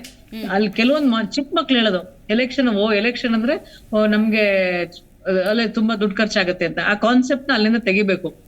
ಅಲ್ಲಿಂದಾನೇ ಮುಂದಿನ ಜನಾಂಗ ಬರೋದೇ ನಮ್ಮ ಮಕ್ಕಳು. ಸೊ ಈ ತರ ಮಾಡಬಾರ್ದು. ಒಬ್ರು ಲೀಡರ್ ಅಂದ್ರೆ ಹೇಗಿರ್ಬೇಕು, ಅವರು ವಿತ್ ಎಥಿಕ್ಸ್ ಇರ್ಬೇಕು, ಇವೆಲ್ಲವನ್ನು ಹೇಳ್ತಾ ಹೋದಾಗ ಮೋಸ್ಟ್ ಆಫ್ಲಿ ಚೇಂಜಸ್ ಇನ್ನು ತುಂಬಾ ದಿನ ಆದ್ಮೇಲೆ ಅನ್ಸುತ್ತೆ. ಏನು ಇಲ್ಲ, ಎಲೆಕ್ಷನ್ ಅಂದ್ರೆ ಸರ್ ಹೇಳ್ತಾ ಇದ್ರು ಮುಂಚೆ ಅದ್ಭುತವಾದಂತಹ ವ್ಯಕ್ತಿಗಳು ಬಂದಿದ್ದಾರೆ, ಈಗ್ಲೂ ಇದಾರೆ, ನಾವ್ ಇಲ್ಲ ಅಂತ ಹೇಳಲ್ಲ. ಆದ್ರೆ ಕೆಲವೊಂದು ಕಡೆ ಎಷ್ಟು ಮಟ್ಟಕ್ಕೆ ಇದೆ ಅಂತ, ಎಸ್ಪೆಷಲಿ ಸಿಟಿಗಳಲ್ಲಿ ಜನ ಎಷ್ಟು ಸೆಲ್ಫ್ ಎನ್ಗ್ರಾಸ್ಡ್ ಅಂದ್ರೆ, ಅಯ್ಯೋ ನಾವ್ ವೋಟ್ ಹಾಕಿ ಏನಾಗ್ಬೇಕಾಗಿದೆ ಬಿಡು, ಪರವಾಗಿಲ್ಲ ಬಿಟ್ಟಾಕು ಅಂತ ಹೇಳಿ ಸುಮ್ನಾಗ್ತಾರೆ. ಅವಾಗ್ಲೇ ಬೇರೆ ಬೇರೆ ಮಿಸ್ಟೇಕ್ಗಳು, ತಪ್ಪುಗಳನ್ನು ಆಗೋ ಸಾಧ್ಯತೆ ಇರ್ತವೆ. ಇನ್ನು ಎಲ್ಲೋ ಅಲ್ಲಿ ಇರೋರ ಕೈಲಿ ಅವರು ದುಡ್ಡು ಕೊಡ್ಲೇಬೇಕಾಗತ್ತೆ ನಮ್ಗೆ ವೋಟ್ ಹಾಕ್ಲಿ ಅಂತ ಹೇಳಿ. ಸೊ ಮಿಸ್ಟೇಕ್ ಗಳನ್ನ ಫಸ್ಟ್ ಜನಸಾಮಾನ್ಯ ಕರೆಕ್ಟ್ ಮಾಡ್ತಾ ಹೋಗ್ಬೇಕು. ಮೊದಲನೇದಾಗಿ ನಾನ್ ದುಡ್ಡು ಇಸ್ಕೊಳ್ಳೇಬಾರ್ದು, ಕೊಟ್ರೆ ನಾನು ಯಾಕೆ ತಗೋಬೇಕು, ನನ್ನ ವೋಟನ್ನ ಮಾರ್ಕೊಳ್ಳೋದಿಲ್ಲ. ಮತದಾನ ನನ್ನ ಹಕ್ಕು, ಅದನ್ನ ನಾನು ಚಲಾಯಿಸ್ತೀನಿ. ಇವಾಗ ನಾನು ಮೂಲಭೂತವಾಗಿ ಇರೋ ಕೆಲಸ ನಾನು ಮಾಡ್ಲೇಬೇಕು. ಎಲೆಕ್ಷನ್ ದಿನ ನಾನು ಹೋಗಿ ವೋಟ್ ಹಾಕ್ಲೇಬೇಕು. ಎಷ್ಟೋ ಜನ ಎಲೆಕ್ಷನ್ ಬಂತು ನಾನು ಎಲ್ಲೋ ಪಾರ್ಟಿ ಮಾಡ್ಲಿ ಅನ್ನೋ ರೀತಿಯಲ್ಲಿ ಯೋಚನೆ ಮಾಡ್ತಿರ್ತಾರೆ. ಅದನ್ನೆಲ್ಲ ಬಿಟ್ಟು ನಾನ್ ಟೈಮ್ ಮಾಡಿ ಹೋಗಿ ವೋಟ್ ಹಾಕ್ಬೇಕು, ಎಲ್ರೂ ವೋಟ್ ಹಾಕ್ಬೇಕು ಅನ್ನೋದೆಲ್ಲ ಬರ್ಬೇಕು. ಮೂಲಭೂತವಾಗಿ ಯಾರೇ ಬಂದು ಏನೇ ಆಮಿಷ ಹೊಡೆದ್ರು ತಗೋಬಾರ್ದು. ಯೋಚನೆ ಮಾಡಿ, ರೈಟ್ ಕ್ಯಾಂಡಿಡೇಟ್ಸ್ ಯಾರಿದ್ದಾರೆ ಏನು ಅನ್ನೋದನ್ನ ಅರ್ಥ ಮಾಡ್ಕೊಳ್ಳಿ. ಇದು ಎಲ್ಲವೂ ಬೇಕಾಗತ್ತೆ. ಇದು ಪಾಠ ಹೇಳೋದು ವೆರಿ ಈಸಿ, ಬಟ್ ಅದನ್ನ ತರಬೇಕು ಅನ್ನೋದು ತುಂಬಾ ಕಷ್ಟ ಆಗುತ್ತೆ. ಬಟ್ ಎಲ್ಲೋ ಒಂದ್ ಕಡೆ ಸ್ಟಾರ್ಟ್ ಮಾಡ್ಬೇಕು. ಶಾಲೆಗಳಲ್ಲೇ ಸ್ಟಾರ್ಟ್ ಮಾಡ್ತಾ ಹೋದ್ರೆ ಮಕ್ಳಿದ್ದಾಗ ಅವ್ರಿಗೆ ಅನ್ಸುತ್ತೆ, ಓಹೋ ನಾವ್ ಈ ತರ ಇರ್ಬೇಕು ಅಂತ ಮಾಡ್ಬೇಕಾಗತ್ತೆ. That's very very important. ನಾವ್ ಈ ವಿಚಾರವಾಗಿ ಎಲ್ಲರಿಗೂ ಹೇಳೋದು, ಯಾರೋ ಕೊಟ್ರು ಅಂತ ನೀವು ತಗೊಂತಾ ಇದ್ದೀರಲ್ಲ ಯಾಕೆ, ಅದು ಸಹ ಪ್ರಶ್ನೆ. ತಗೊಳ್ಳೇ ಇಲ್ಲ ಅಂದ್ರೆ ಅವ್ರು ಯಾಕೆ ಹಿಂಸೆ ಕೊಟ್ಟು ಕೊರಕಂತೂ ಬರಲ್ಲ. ಸೊ ಹಂಗಾಗಿ ಅನಾವಶ್ಯಕವಾಗಿರೋದು ನಮ್ದೆಲ್ಲ ಬೇಡ ಅಂತಾನೆ ಹೇಳೋದು ವೆರಿ ಇಂಪಾರ್ಟೆಂಟ್. ಕೆಲವೊಂದ್ ಜಾಗದಲ್ಲಿ ಕೊಡಕ್ಕೆ ಹೋಗಲ್ಲ ಕೆಲವರು, ಇವರೆಲ್ಲ ತಗೊಳ್ಳಲ್ಲಪ್ಪ ಅಂತ ಹೇಳಿ. ಯಾಕಂದ್ರೆ ಅವರು ಅಷ್ಟು ಎಥಿಕ್ಸ್ ಮ್ಯಾನೇಜ್ ಮಾಡಿರ್ತಾರೆ. ಸೊ ಎಲ್ಲರೂ ತಗೊಂತಾರೆ ಅಂತ ಹೇಳಕ್ಕಾಗಲ್ಲ. ರೈಟ್. ಗೊತ್ತಾಯ್ತು. ಒಂದು ಪಾಯಿಂಟ್ ರೈಸ್ ಮಾಡಿದ್ರು, ಕೊಡೋರು ಡೆಫಿನೆಟ್ಲಿ ಇದ್ದೇ ಇರ್ತಾರೆ. ಆದ್ರೆ ತಗೊಳ್ಳುವಂತಹ ಮನಸ್ಥಿತಿಗಳು ಬದಲಾಗಬೇಕು. ಪರಿವರ್ತನೆ ಆಗ್ಬೇಕು ಅಂದ್ರೆ ಶಾಲಾ ಮಟ್ಟದಿಂದ ಈ ಚುನಾವಣೆಯ ಮಹತ್ವವನ್ನ ತಿಳಿಸ್ಕೊಡ್ಬೇಕು. ಶಾಲಾ ಮಟ್ಟದಲ್ಲಿ ಎಥಿಕ್ಸ್ ಸಿದ್ಧಾಂತಗಳ ಬಗ್ಗೆ ತಿಳಿಸ್ಕೊಡ್ಬೇಕು ಅಂತ ಹೇಳಿ. Will you agree? ಒಪ್ಕೊಳ್ತೀರಾ? ಸಾಧ್ಯವ ಇದು? ಖಂಡಿತ ಒಪ್ಕೋತೀನಿ. ಸಮಾಜ ತಮ್ಗೆ ಸೂಕ್ತವಾದದ್ದು ಯಾವ್ದು ಅಂತ ತೀರ್ಮಾನ ತಗೊಳ್ಳೋ ತನಕ ಈ ತರ ನಡೀತಾನೆ ಇರುತ್ತೆ. ನೀವು ಬೇಕಾದ್ರೆ ಇವಾಗ ಸದ್ಯಕ್ಕೆ ನಾವು ಯಾರನ್ನೂ ಬ್ಲೇಮ್ ಮಾಡೋ ಸ್ಥಿತಿನಲ್ಲಿಲ್ಲ. ಯಾಕಂದ್ರೆ ಇವಾಗ ಸದ್ಯಕ್ಕೆ ಯಾವ್ದಾದ್ರು ಕಾಲೇಜ್ ಹತ್ರ ನೀವು ನಾರ್ಮಲ್ ಆಗಿ ನೀವು ಕ್ಯಾಮ್ರಾ ಮೈಕ್ ಹಿಡ್ಕೊಂಡು ಕೇಳಿ, ಕೆಲವರಿಗೆ ಪ್ರಧಾನಿಗಳು ಯಾರು, ಮುಖ್ಯಮಂತ್ರಿಗಳು ಯಾರು, ತಮ್ಮ ಏರಿಯಾ MLA ಯಾರು, ಲೋಕಸಭಾ ಸದಸ್ಯರು ಯಾರು ಅಂತ ಗೊತ್ತಿರಲ್ಲ. ಅಂದ್ರೆ ಆ ಸ್ಥಿತಿಗೆ ನಾವು ರಾಜಕಾರಣ ತಂದಿಟ್ಟಿದೀವಿ. ಯಾಕಂದ್ರೆ ಆ ಕ್ಷೇತ್ರನೇ ಹೊಲಸು ಅನ್ನೋ ಲೆವೆಲ್ಗೆ ನಾವು ತಂದಿಟ್ಟಿದೀವಿ. ಅದ್ರಲ್ಲೂ ತುಂಬಾ ಒಳ್ಳೆಯವರು ಇದ್ದಾರೆ. ಅವ್ರ ಬಗ್ಗೆ ನಾವು ಜಾಗೃತಿ ಮೂಡಿಸಿದ್ರೆ, ಶುದ್ಧೀಕರಣ ಅಂತಾರಲ್ವಾ, ಇವಾಗ ನಾವು ಏನು ಮಾಡಕ್ಕಾಗಲ್ಲ. ಸದ್ಯಕ್ಕೆ ಯಾವ ತರ ಅಂದ್ರೆ ಕಾಲೇಜು ಶಾಲಾ ವಲಯದಲ್ಲೇ ಇದ್ರ ಬಗ್ಗೆ ನಾವು ಪ್ರಾಮಾಣಿಕತೆ ಬಗ್ಗೆ ಪಾಠ ಹೇಳಿದ್ರೆ ತಾನೇ ಸಮಾಜ ಒಪ್ಕೊಳ್ಳುತ್ತೆ. ಚೇಂಜಸ್ ಆಗಿದೆ ಭಾರತದಲ್ಲಿ, ಯಾವುದೇ ಚೇಂಜ್ ಆಗಿಲ್ಲ ಅಂತಲ್ಲ, ಎಲ್ಲಾನು ಬದಲಾವಣೆ ಆಗಿದೆ. ಆ ಬದಲಾವಣೆ ಕಡೆ ನಮ್ಮ ಮನಸ್ಸು ಇರ್ಬೇಕು ಅಷ್ಟೇ. ಅಲ್ಲ, ಎಲ್ಲೂ ಸಲ್ಲದವರು ರಾಜಕೀಯದಲ್ಲಿ ಸಲ್ತಾರೆ ಅಂತ ಹೇಳಿ ಅಲ್ಲೇ ಬೆಳೀತಿದ್ದಾರಲ್ಲ. ಹಾ, ಬೆಳಿತಾರೆ, ಬಟ್ ಅದಕ್ಕೆ ದುಡ್ಡು ಇದೆಲ್ಲ ಒಂದಕ್ಕೊಂದು ಲಿಂಕ್ ಇದೆ ಮೇಡಮ್. ದುಡ್ಡದೊಂದು ಜಾಲನೆ ಇರುತ್ತೆ. ಎಲ್ಲೂ ಸಲ್ಲದವರು ಅಲ್ಲಿ ಸಲ್ತಾರೆ ಅಂತಲ್ಲ, ಅಲ್ಲೂ ಕೂಡ ಒಂದಿಷ್ಟು ಯೋಗ್ಯತೆ ಇದೆ. ತೀರಾ ರಾಜಕಾರಣ ಆ ರೇಂಜಿಗೆ ಹದಗೆಟ್ಟಿಲ್ಲ. ಕೆಲವೊಂದು ಒಂದು ಅನಿವಾರ್ಯತೆನೂ ಇದೆ ರಾಜಕಾರಣಿಗಳಿಗೆ, ರಾಜಕೀಯ ಪಕ್ಷಗಳಿಗೆ, ವ್ಯಕ್ತಿಗಳಿಗೆ ಅನಿವಾರ್ಯತೆನೂ ಇದೆ. ಆ ಇಡೀ ಸಮಾಜವಾಗಿನೇ ನಾವು ಬದಲಾವಣೆಯನ್ನ ಕಾಣ್ಬೇಕು. ರೈಟ್, ಕೆಲವೊಂದು ಮಕ್ಳು ಹೇಳ್ತಾರೆ, ನಾನೇನು ಸರಿ ಓದ್ಲಿಲ್ಲ ಅಂದ್ರೆ ತಲೆ ಕೆಡ್ಸ್ಕೊಳಂಗಿಲ್ಲ, ನಮ್ ಟೀಚರ್ ಹೇಳ್ತಿದ್ರು ನೀನು ಹೋಗಿ ಪೊಲಿಟಿಷಿಯನ್ ಆಗಿ ಹೋಗು ಅಂತ ಎಲ್ಲ ಹೇಳ್ತಾರೆ ಅಂತ ಹೇಳಿ. ಮೇ ಬಿ ಅದನ್ನ ಹೇಳೋ ರೀತಿಯಲ್ಲೂ ಚೇಂಜ್ ಆಗ್ಬೇಕು. ಚೆನ್ನಾಗಿ ಓದಿ ಒಳ್ಳೆ ಉತ್ತಮ ಗುಣಗಳನ್ನ, ನಾಯಕತ್ವದ ಗುಣಗಳನ್ನ ಬೆಳೆಸ್ಕೊಂಡು ಒಳ್ಳೆ ಪಬ್ಲಿಕ್ ಸ್ಪೀಕಿಂಗ್ ಬಂದು ವಿಚಾರ ತಿಳ್ಕೊಂಡು ನೀನ್ ಒಳ್ಳೆ ಪೊಲಿಟಿಕ್ ಬರ್ಬೋದು ಅಂತ. ಕೆಲವೊಂದ್ ಕಡೆ ಹೋಗಿ ನೀನ್ ಸಲ್ಲೇ ಇಲ್ಲ ಹೋಗ ಅದರ ಮಾಡುವಂತ ಅನ್ನೋದನ್ನ ಮನಸ್ಥಿತಿ ಹೇಳೋದ್ರಲ್ಲೇ ಚೇಂಜ್ ಆಗ್ತಾ ಹೋದ್ರೆ ಅಲ್ಲಿ ಗೊತ್ತಾಗುತ್ತೆ. ಯಾಕೆಂದ್ರೆ ಕೆಲವು ಅಂದ್ರೆ ಕಷ್ಟಪಟ್ಟು ಕಾಂಪಿಟೇಟಿವ್ ಎಕ್ಸಾಮ್ಗಳಿಗೆ ಕಂಟೆಸ್ಟ್ ಮಾಡಿ ಶ್ರಮ ಹಾಕಿ ದೊಡ್ಡ ದೊಡ್ಡ ಆಫೀಸ್ಗಳಾದವರು ಈ ರಾಜಕೀಯ ನಾಯಕರ ಹತ್ರ ಕೆಲಸ ಮಾಡ್ಕೊಂಡಿರ್ಬೇಕು. ಅದೇ 10th ಮತ್ತೆ ಯಾವುದು ಅಥವಾ ಫೇಲ್ ಆಗಿರೋ ಕ್ಯಾಂಡಿಡೇಟು ದೊಡ್ಡ ದೊಡ್ಡ ಸಚಿವ ಸ್ಥಾನ ಅಲಂಕರಿಸ್ತಾರೆ ಅಂದ್ರೆ ಈ ಸಮಾಜದ ವ್ಯವಸ್ಥೆ ಇದೆ ಅಂದಾಗ ಇದನ್ನೆಲ್ಲ ಗಮನಿಸುವ ಮಕ್ಕಳ ಮನಸ್ಥಿತಿ ಏನಾಗ್ಬೇಡ ಅಂತ. ಅದಕ್ಕೆ ಈ ಸ್ವಲ್ಪ ಮಟ್ಟದ ಚೇಂಜಸ್ ಒಂದು ಮೋಸ್ಟ್ಲಿ ಎಲೆಕ್ಷನ್ ಕಂಟೆಸ್ಟ್ ಮಾಡ್ಬೇಕು ಅಂದ್ರೆ BBMP ರೇಂಜ್ ಅಲ್ಲೋ ಅಥವಾ ಅದು ಬೇಸಿಕ್ ಆಗಿರುವಂತ ಒಂದ್ ಸ್ವಲ್ಪ ಎಜುಕೇಶನ್ ಇರೋದಾರನು ಸ್ವಲ್ಪ ಚೇಂಜಸ್ ತಂದ್ರೆ ಅಟ್ಲೀಸ್ಟ್ ಉಪಯೋಗ ಆಗುತ್ತೆ ಅಂತಾನೆ ನಾವ್ ಹೇಳಕ್ ಟ್ರೈ ಮಾಡ್ತಾ ಇರೋದು. Basic education. ರೈಟ್. ಸರ್, ಈಗ ನೀವು ದೃಶ್ಯದಲ್ಲಿ ಗಮನಿಸ್ತಾ ಇದ್ದೀರಿ, ಎಲ್ಲೋ ಹಣ ಸೀಸ್ ಆಯಿತು, ಲಕ್ಷ ಸಿಕ್ತು, 1 ಕೋಟಿ ಸಿಕ್ತು, ಈ ಮಾರ್ಗದಿಂದ ಈ ಮಾರ್ಗಕ್ಕೆ ಹೋಗ್ತಾ ಇತ್ತು, ಸೀರೆಗಳು ಸಿಕ್ತು, ಕುಕ್ಕರ್ಗಳು ಸಿಕ್ತು. ಸರ್, ಹಿಂಗೆ ವಶಪಡಿಸ್ಕೊಂಡ ಹಣ ಏನಾಗುತ್ತೆ ಮುಂದೆ? ಏನು ಮಾಡ್ತಾರೆ? ಚುನಾವಣಾ ಆಯೋಗಕ್ಕೆ ಹೋದ ನಂತರ ಏನಾಗುತ್ತೆ? ಚುನಾವಣಾ ಆಯೋಗಕ್ಕೆ ಹೋಗುತ್ತೆ, ಅವರು ಕೋರ್ಟ್ ನ್ಯಾಯಾಲಯಕ್ಕೆ ಅಂತ ತರ್ತಾರೆ, ಕೆಲವು ಕೇಸ್ಗಳನ್ನ ಹಾಕ್ತಾರೆ. ನಮ್ಮ ನ್ಯಾಯಾಲಯಗಳ ಕಾರ್ಯವೈಖರಿ ತಾವು ನೋಡಿದಿರಿ, ಅದು ವರ್ಷಗಟ್ಟಲೆ ಸಾಕ್ತಾ ಹೋಗುತ್ತೆ. ಕೊನೆಗೆ ಆ ಕೇಸ್, ಆ ಪ್ರಕರಣದ ಗತಿ ಏನಾಯ್ತು ಅಂತ ಯಾರಿಗೂ ಗೊತ್ತೇ ಆಗಲ್ಲ. ಹೌದೌದು, ಈ ಫಾಲೋ ಅಪ್ಸ್ ಇರಲ್ಲ, ಮಾನಿಟರ್ ಇರಲ್ಲ. ಇವತ್ತು ಇಂಥವ್ರ ಹೆಸರಲ್ಲಾದ್ರೂ ಗೆದ್ದು ಬರ್ತೀನಿ ಅನ್ನೋ ಒಂದು ಭಾವನೆ ಇದ್ದಾಗ ಹಣ ಮುಖ್ಯ ಆಗ್ತಾ ಇರಲಿಲ್ಲ. ನಾನು ಮೋದಿ ಹೆಸರಲ್ಲಿ ಗೆದ್ದು ಬಂದೆ ಅಂದ್ಬಿಟ್ಟು ಆ ಮೋದಿ ಪಕ್ಷಕ್ಕೆ ಒಂದು ಋಣ ಇರ್ತಾ ಇತ್ತು. ಈಗ ಬರ್ತಾ ಏನಾಗಿದೆ ಅಂದ್ರೆ ಹಣವಂತ ರಾಜಕಾರಣಿಗಳು, ನನ್ನಿಂದಾಗಿ ರಾಹುಲ್ ಗಾಂಧಿ ಪಾರ್ಟಿಗೆ ಒಂದು ಸೀಟ್ ಗೆಲ್ಲಿಸ್ಕೊಟ್ಟೆ, ನನ್ನಿಂದಾಗಿ ಮೋದಿ ಪಾರ್ಟಿಗೆ ಒಂದು ಸೀಟ್ ಸಿಕ್ಕಿದೆ, ಸೊ ಪಕ್ಷ ನನ್ನ ಋಣದಲ್ಲಿದೆ ಅನ್ನೋ ಭಾವನೆ ಬಂದ್ಬಿಟ್ಟಿದೆ ಈ ಹಣವಂತರಿಂದಾಗಿ. ಮೊದಲು ಹಂಗಿರ್ತಿಲ್ಲ, ಪಕ್ಷದ ಋಣದಲ್ಲಿ ಹಣವಂತರಿರ್ತಾ ಇದ್ರು. ಮೊದಲ ಇಂದಿರಾ ಗಾಂಧಿ ಅವರು ಹೆಲಿಕಾಪ್ಟರ್ ನೋಡಿದ್ರು ಸಾಕು ಲಕ್ಷಾಂತರ ಜನ ಓಟ್ ಹಾಕ್ಬಿಡ್ತಾ ಇದ್ರು. ಅವ್ನು ಕ್ಯಾಂಡಿಡೇಟ್ ಹೆಸರು ಏನು ಅಂತ ಯಾರು ತಿಳ್ಕೊಳಕ್ಕೆ ಹೋಗ್ತಾ ಇರಲಿಲ್ಲ. ಆಕೆ ಮೇಲೆ ಅಷ್ಟು ವಿಶ್ವಾಸ ಇತ್ತು, ಬಡವರು ಬಂದು ಅನ್ನೋ ಒಂದು ಭಕ್ತಿ ಅವರಲ್ಲಿ ಇರ್ತಾ ಇತ್ತು. ಆ ಥರ ಜನಪ್ರಿಯನ ಪ್ರಚಂಡ ಜನಶಕ್ತಿಯ ಆಕರ್ಷಣೆ ಉಳ್ಳ ನಾಯಕರಿದ್ದಾಗ, ಕರಿಷ್ಮ್ಯಾಟಿಕ್ ಲೀಡರ್ಸ್ ಇದ್ದಾಗ ದುಡ್ಡು ಕೊಡದಲ್ಲಿ ಓಟ್ ಹಾಕ್ಬಿಡ್ತಾರೆ, ಅಥವಾ ದುಡ್ಡು ತೊಗೊಂಡು ಅವ್ರಿಗೆ ಓಟ್ ಹಾಕ್ತಾರೆ. ಆದರೆ ಈಗ ಬಂದಿರೋ ಪ್ರವೃತ್ತಿ ಅಂದರೆ ಸ್ವತಃ MLAಗಳೇ ದುಡ್ಡು ತಗೊಂಡು ಮತದಾನ ಮಾಡ್ತಾರೆ ವಿಧಾನ ಪರಿಷತ್ತು ಮತ್ತು ರಾಜ್ಯಸಭೆ ಚುನಾವಣೆಗಳಲ್ಲಿ. ಅಂಥ ವಾತಾವರಣ ಇರುವಾಗ ಇದು ಒಂಥರ ಆಳವಾಗಿ ಬೇರಿರುವಂಥ ಒಂದು ಕ್ಯಾನ್ಸರ್, ಇದು ಅರ್ಬುದ ರೋಗ ಇದು. ಆಮೇಲೆ ಬರೀ ಹಣದ ವಹಿವಾಟು ಅಷ್ಟೇ ಅಲ್ಲ, ಜಾತಿ ಏನು ಅದು ಕೂಡ ಬೌದ್ಧಿಕ ಭ್ರಷ್ಟತನ. ಯಾಕೆ ಎಲ್ಲ ಕಡೆ ಒಂದೇ ಜಾತಿಯವರ ಮೆಜಾರಿಟಿ ಕ್ಯಾಂಡಿಡೇಟ್ಸ್ ಆಗ್ತಾ ಇದಾರೆ? ಅವನು ಜಾತಿ ಏನು, ನನ್ನ ಜಾತಿಯವನನ್ನೋ ಕಾರಣಕ್ಕಾಗಿ ಅವನು ಎಂಥ ಅಯೋಗ್ಯ ಭ್ರಷ್ಟ ದುಷ್ಟ ಇದ್ರು ಕೂಡ ಅವನಿಗೆ ಓಟ್ ಹಾಕೋದು. ಇದು ಹಣದಿಂದನೂ ಖರೀದಿಸೋಕ್ಕಾಗಲ್ಲ ಈ ಜಾತೀಯತೆಯನ್ನು. ಹಣವನ್ನು ಮೀರಿದ್ದ ಜಾತಿ ಅಥವಾ ಕೋಮುವಾದ ಒಂದು ಇದೆಯಲ್ಲ ಆ ಅಮಲು, ಅದು ಈ ಹಣ ಪಡ್ಕೊಂಡು ಅಥವಾ ಹಣ ಹಂಚಿ ಖರೀದಿಸೋಕ್ಕಿಂತ ಬಹಳ ಅಪಾಯಕಾರಿ. ಜಾತೀಯತೆ, ಕೋಮುವಾದ, ಭ್ರಷ್ಟಾಚಾರ ಎಲ್ಲ ಒಟ್ಟೊಟ್ಟಿಗೆ ಸೇರ್ಕೊಂಡ್ಬಿಟ್ಟು ಎಲ್ಲ ಅನಿಷ್ಟಗಳು ಒಟ್ಟಿಗೆ ಸೇರ್ಬಿಟ್ಟಿದೆ. ನಮ್ಮ ಪ್ರಧಾನಮಂತ್ರಿಗಳು ಪದೇ ಪಾಪ ಹೇಳ್ತಾ ಬಂದ್ರೆ ಇಲ್ಲಿ ತನಕ ಕರ್ನಾಟಕದಲ್ಲಿ ಅವ್ರು ಮಣ್ಮುಖಂಗಾಗ್ಬಿಡ್ತಾವ್ರ ಆದರ್ಶಗಳೆಲ್ಲ. ಜಾತಿವಾದ, ಪರಿವಾರವಾದ, ಭ್ರಷ್ಟಾಚಾರ ಅನ್ನೋ 3 ಅನಿಷ್ಟಗಳು ನಮ್ಮ ಪ್ರಜಾಪ್ರಭುತ್ವ ವ್ಯವಸ್ಥೆಯನ್ನ ಲೀಚ್ಗಳ ತರ ಹೀರ್ತದವೆ ಅಂತಂದ್ಬಿಟ್ಟು ಪದೇ ಹೇಳ್ತಾ ಬರ್ತಾ ಇದ್ರು. ಈ ಕರ್ನಾಟಕಕ್ಕೆ ಬಂದು ನೋಡ್ತಿರೋಂಗೆ ಇಲ್ಲಿ ಪೊಲಿಟಿಕಲ್ ಕಲ್ಚರ್ ನೋಡ್ಬಿಟ್ಟು ಅವ್ರು ಬಾಯ್ ಕಟ್ಟೋಂಗ್ ಆಗ್ಬಿಟ್ಟಿದೆ. ಯಾರ ಪರಿವಾರವಾದ ಬಗ್ಗೆ ಮಾತಾಡ್ತಾರೆ ಹೇಳಿ, ಯಾರ ಜಾತಿವಾದದ ಬಗ್ಗೆ ಮಾತಾಡ್ತಾರೆ? ಬರೀ ಕಾಂಗ್ರೆಸ್ನವ್ರದ ಅಥವಾ ಬರೀ ತಮ್ಮ ಪಕ್ಷದ ಅಥವಾ JDSದ ಸಾರ್ವತ್ರಿಕ ಆಗೋಗ್ಬಿಟ್ಟಿದೆ. ಭ್ರಷ್ಟಾಚಾರ ಅಂತ ಹಣದ ಭ್ರಷ್ಟಾಚಾರ, ಜಾತೀಯತೆಯ ಭ್ರಷ್ಟಾಚಾರ, ಇವೆಲ್ಲವೂ ಕೂಡ ಇದೆಲ್ಲ ಅಂದ್ರೆ ನಾವು ನಿರಾಶಾವಾದಿಗಳಾಗಬಾರ್ದು. ಅವರ್ಸ್ ಇವಾಲ್ವಿಂಗ್ ಡೆಮಾಕ್ರಸಿ, ವಿಕಾಸಶೀಲ ಪ್ರಜಾಪ್ರಭುತ್ವ. ಆ ಪರಿಹಾರದ ಬಗ್ಗೆ ಇನ್ಕ್ರಿಮೆಂಟಲ್ ಚೇಂಜ್ ಬರುತ್ತೆ, ರಾತ್ರೋರಾತ್ರಿ ಪವಾಡ ಸದೃಶವಾದ ಬದಲಾವಣೆ ಬರುತ್ತೆ, ನಿರೀಕ್ಷೆ ಮಾಡಬಾರ್ದು, ಕ್ರಮೇಣ ಬರುತ್ತೆ. ಸೊ ಸಮಸ್ಯೆ ಇದೆ, ಭ್ರಷ್ಟಾಚಾರ ತಾಂಡು ಮಾಡ್ತಾ ಇದೆ, ಚುನಾವಣೆಯಲ್ಲಿ ಹಣ ಓಡಾಡ್ತಾ ಇದೆ, ಎಲ್ರಿಗೂ ಗೊತ್ತಿರುವಂಥ ಸತ್ಯ, ಬಹಿರಂಗ ಸತ್ಯ. ಆದರೆ ಪರಿಹಾರ ಒಂದಿರುತ್ತಲ್ಲ, ಅದು ಹೇಗೆ ತಿಳ್ಕೊಳ್ಳೋಣ. ಈ ರಾಜಕೀಯ ವ್ಯವಸ್ಥೆಯಲ್ಲಿ, ಚುನಾವಣಾ ವ್ಯವಸ್ಥೆಯಲ್ಲಿರುವಂತಹ ಹಣದ ಆಮಿಷ ಅನ್ನೋದು ರಾತ್ರೋರಾತ್ರಿ ಬದಲಾವಣೆ ಆಗಿಲ್ಲ ಅಂದರೂ ಕೂಡ ಬದಲಾವಣೆ ಖಂಡಿತವಾಗ್ಲೂ ಸಾಧ್ಯವಾಗುತ್ತೆ. ರಾಜಗುರು ಅವರೇ, ಸಮಸ್ಯೆ ಇದೆ, ಪರಿಹಾರ ಹೇಗೆ ಅಂತೀರಿ?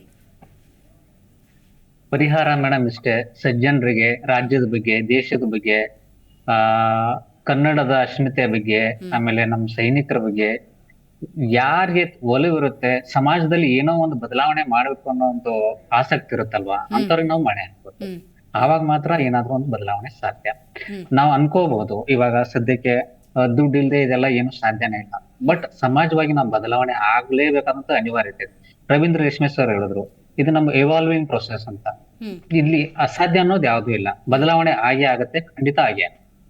ರೈಟ್. ಅಸಹಾಯಕತೆಯಿಂದ ಬಳಲಿ ಬೆಂಡಾದವ್ರು ಇರ್ತಾರಲ್ಲ ಸರ್, ರಾತ್ರೋರಾತ್ರಿ ಜಾತೀಯತೆ ಹೋಗ್ಬಿಡ್ಲಿ, ರಾತ್ರೋರಾತ್ರಿ ಎಲೆಕ್ಷನ್ ಇಲ್ಲಿರುವಂಥ ಭ್ರಷ್ಟಾಚಾರ ಹೋಗಲಿ, ಒಂದು ಹಳ್ಳಿಯಿಂದ ಬರೋನು ಸರ್, ಒಂದು ಸಬ್ ರಿಜಿಸ್ಟ್ರ್ ಏನೋ ಒಂದು ಕೆಲಸಕ್ಕೆ ಒಂದು ಸಿಗ್ನೇಚರಿಗೆ ಬರೋನು ಗೊತ್ತಿದೆ ಸರ್ ಎಷ್ಟು ದುಡ್ಡು ಇಟ್ಕೊ ಬರಬೇಕು ಅಂಥೇಳಿ, ಅಂಥ ಮಟ್ಟಕ್ಕೆ ಇವತ್ತು ಭ್ರಷ್ಟಾಚಾರ ತಾಂಡವಾಡ್ತಿದೆ ಅಂದರೆ ರಾತ್ರೋರಾತ್ರಿ ಇದೆಲ್ಲ ಹೋಗಬೇಕು ಅಂತ ಆಸೆಯಲ್ಲಿ ಇರ್ತಾರೆ. ವಿದ್ಯಾವಂತರ ಬಗ್ಗೆ ಹೇಳ್ತಾ ಇದ್ರಿ, ಕಷ್ಟಪಟ್ಟು KS ಎಕ್ಸಾಮ್ ಪಾಸ್ ಮಾಡ್ತಾರೆ, ಮೆಡಿಕಲ್ ಎಕ್ಸಾಮ್ ಪಾಸ್ ಮಾಡ್ತಾರೆ, ಅವರೆಲ್ಲ ಏನಾಗಿದ್ದಾರೆ, ಅವರೇ ಭ್ರಷ್ಟರಾಗ್ತಾರೆ. ಹೌದು, ಅವರ್ಯಾಕೆ ಭ್ರಷ್ಟ ರಾಜಕಾರಣಿಗಳ ಗುಲಾಮರ ತರ ವರ್ತಿಸೋಕೆ ಶುರು ಮಾಡ್ಬಿಟ್ರು. ಅವ್ರು ನಿಷ್ಠುರವಾಗಿದ್ದು ಬಿಟ್ಟಿದ್ರೆ ಈ ಅಧಿಕಾರಶಾಹಿಯಲ್ಲಿರೋ ವಿದ್ಯಾವಂತ ಮಧ್ಯಮ ವರ್ಗದ ಯುವಕರೆಲ್ಲ ಬಟ್ ಹೆಲ್ಪ್ಲೆಸ್. ಅವ್ರು ಏನ್ ಹೆಲ್ಪ್ಲೆಸ್ ಆಗ್ತಾನೆ, ಏನ್ ಹೆಲ್ಪ್ಲೆಸ್ ಆಗ್ತಾನೆ, ಅವ್ರು ಆರ್ಡರ್ ಮಾಡ್ತಾರೆ, ಏನ್ ಮಾಡ್ತಾನೆ, ಟ್ರಾನ್ಸ್ಫರ್ ಮಾಡ್ತಾನೆ, ಬಹಳ ಅಂದ್ರ ಮೇಲೆ ಸುಳ್ಳು ಕೇಸ್ ಹಾಕ್ಬಿಟ್ಟು ಸಸ್ಪೆಂಡ್ ಮಾಡ್ತಾನೆ.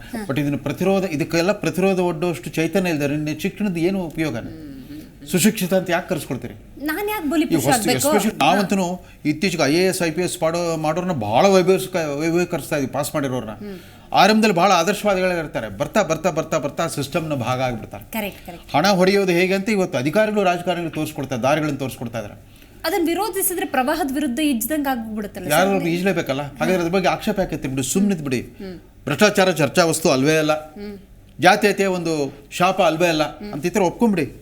ಶರಣಾಗತರ ಆಗ್ಬಿಟ್ರೆ ಹೋಗ್ಲಿ ಬಿಡಿ, ಒಬ್ರು ಯಾರು ಡಿಕ್ಟೇಟರ್ ಆಳ್ಲಿ ಬಿಡಿ ದೇಶ. ಆದ್ರೂ ಆಶಾವಾದ ಇದ್ದೇ ಇರುತ್ತಲ್ವ ಸರ್, ರಾತ್ರೋರಾತ್ರಿ ಇದು ಬದಲಾವಣೆ ಆಗುತ್ತೆ ಅಂತ ಕಾಯೋರು ಇರ್ತಾರೆ. ಎಲ್ಲೋ ಕೆಲವರು ಅಪವಾದ ಇರ್ತಾರೆ, ಆ ಗೌರವಾನ್ವಿತ ಅಪವಾದ ಎಲ್ಲ ಕಾಲದಲ್ಲೂ ಹೀಗೆ ಇತ್ತು.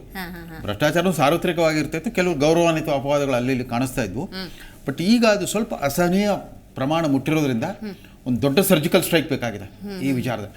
ಆಮೇಲೆ ಚುನಾವಣಾ ಬಾಂಡ್ಗಳ ಬಗ್ಗೆ ದೊಡ್ಡ ಚರ್ಚೆ ಆಗ್ತದೆ, ಏನೋ ಆಗೋಗ್ಬಿಡ್ತು, ಅಕ್ರಮ ಅನೈತಿಕ ಅಂತೆಲ್ಲ ಹೇಳಿದ್ರು. ಒಂದು ಚುನಾವಣಾ ಬಾಂಡ್ ವ್ಯವಸ್ಥೆ ಬಂದಿದ್ದೆ ಯಾವಾಗ, ನೋಟ್ ಬ್ಯಾನ್ ಮಾಡಿ 6 ತಿಂಗಳಿಗೆ 2016 ನವೆಂಬರ್ ನೋಟ್ ಬ್ಯಾನ್ ಆಯಿತು. ಅದಾದ ನಂತರ ನಗದು ಹಣದ ಚಲಾವಣೆ ಮಟ್ಟ ನಿಧಾನವಾಗಿ ಕ್ರಮೇಣ ಕಡಿಮೆ ಆಗ್ತಾ ಬಂತು, ಡಿಜಿಟಲೀಕರಣ ಆಯಿತು.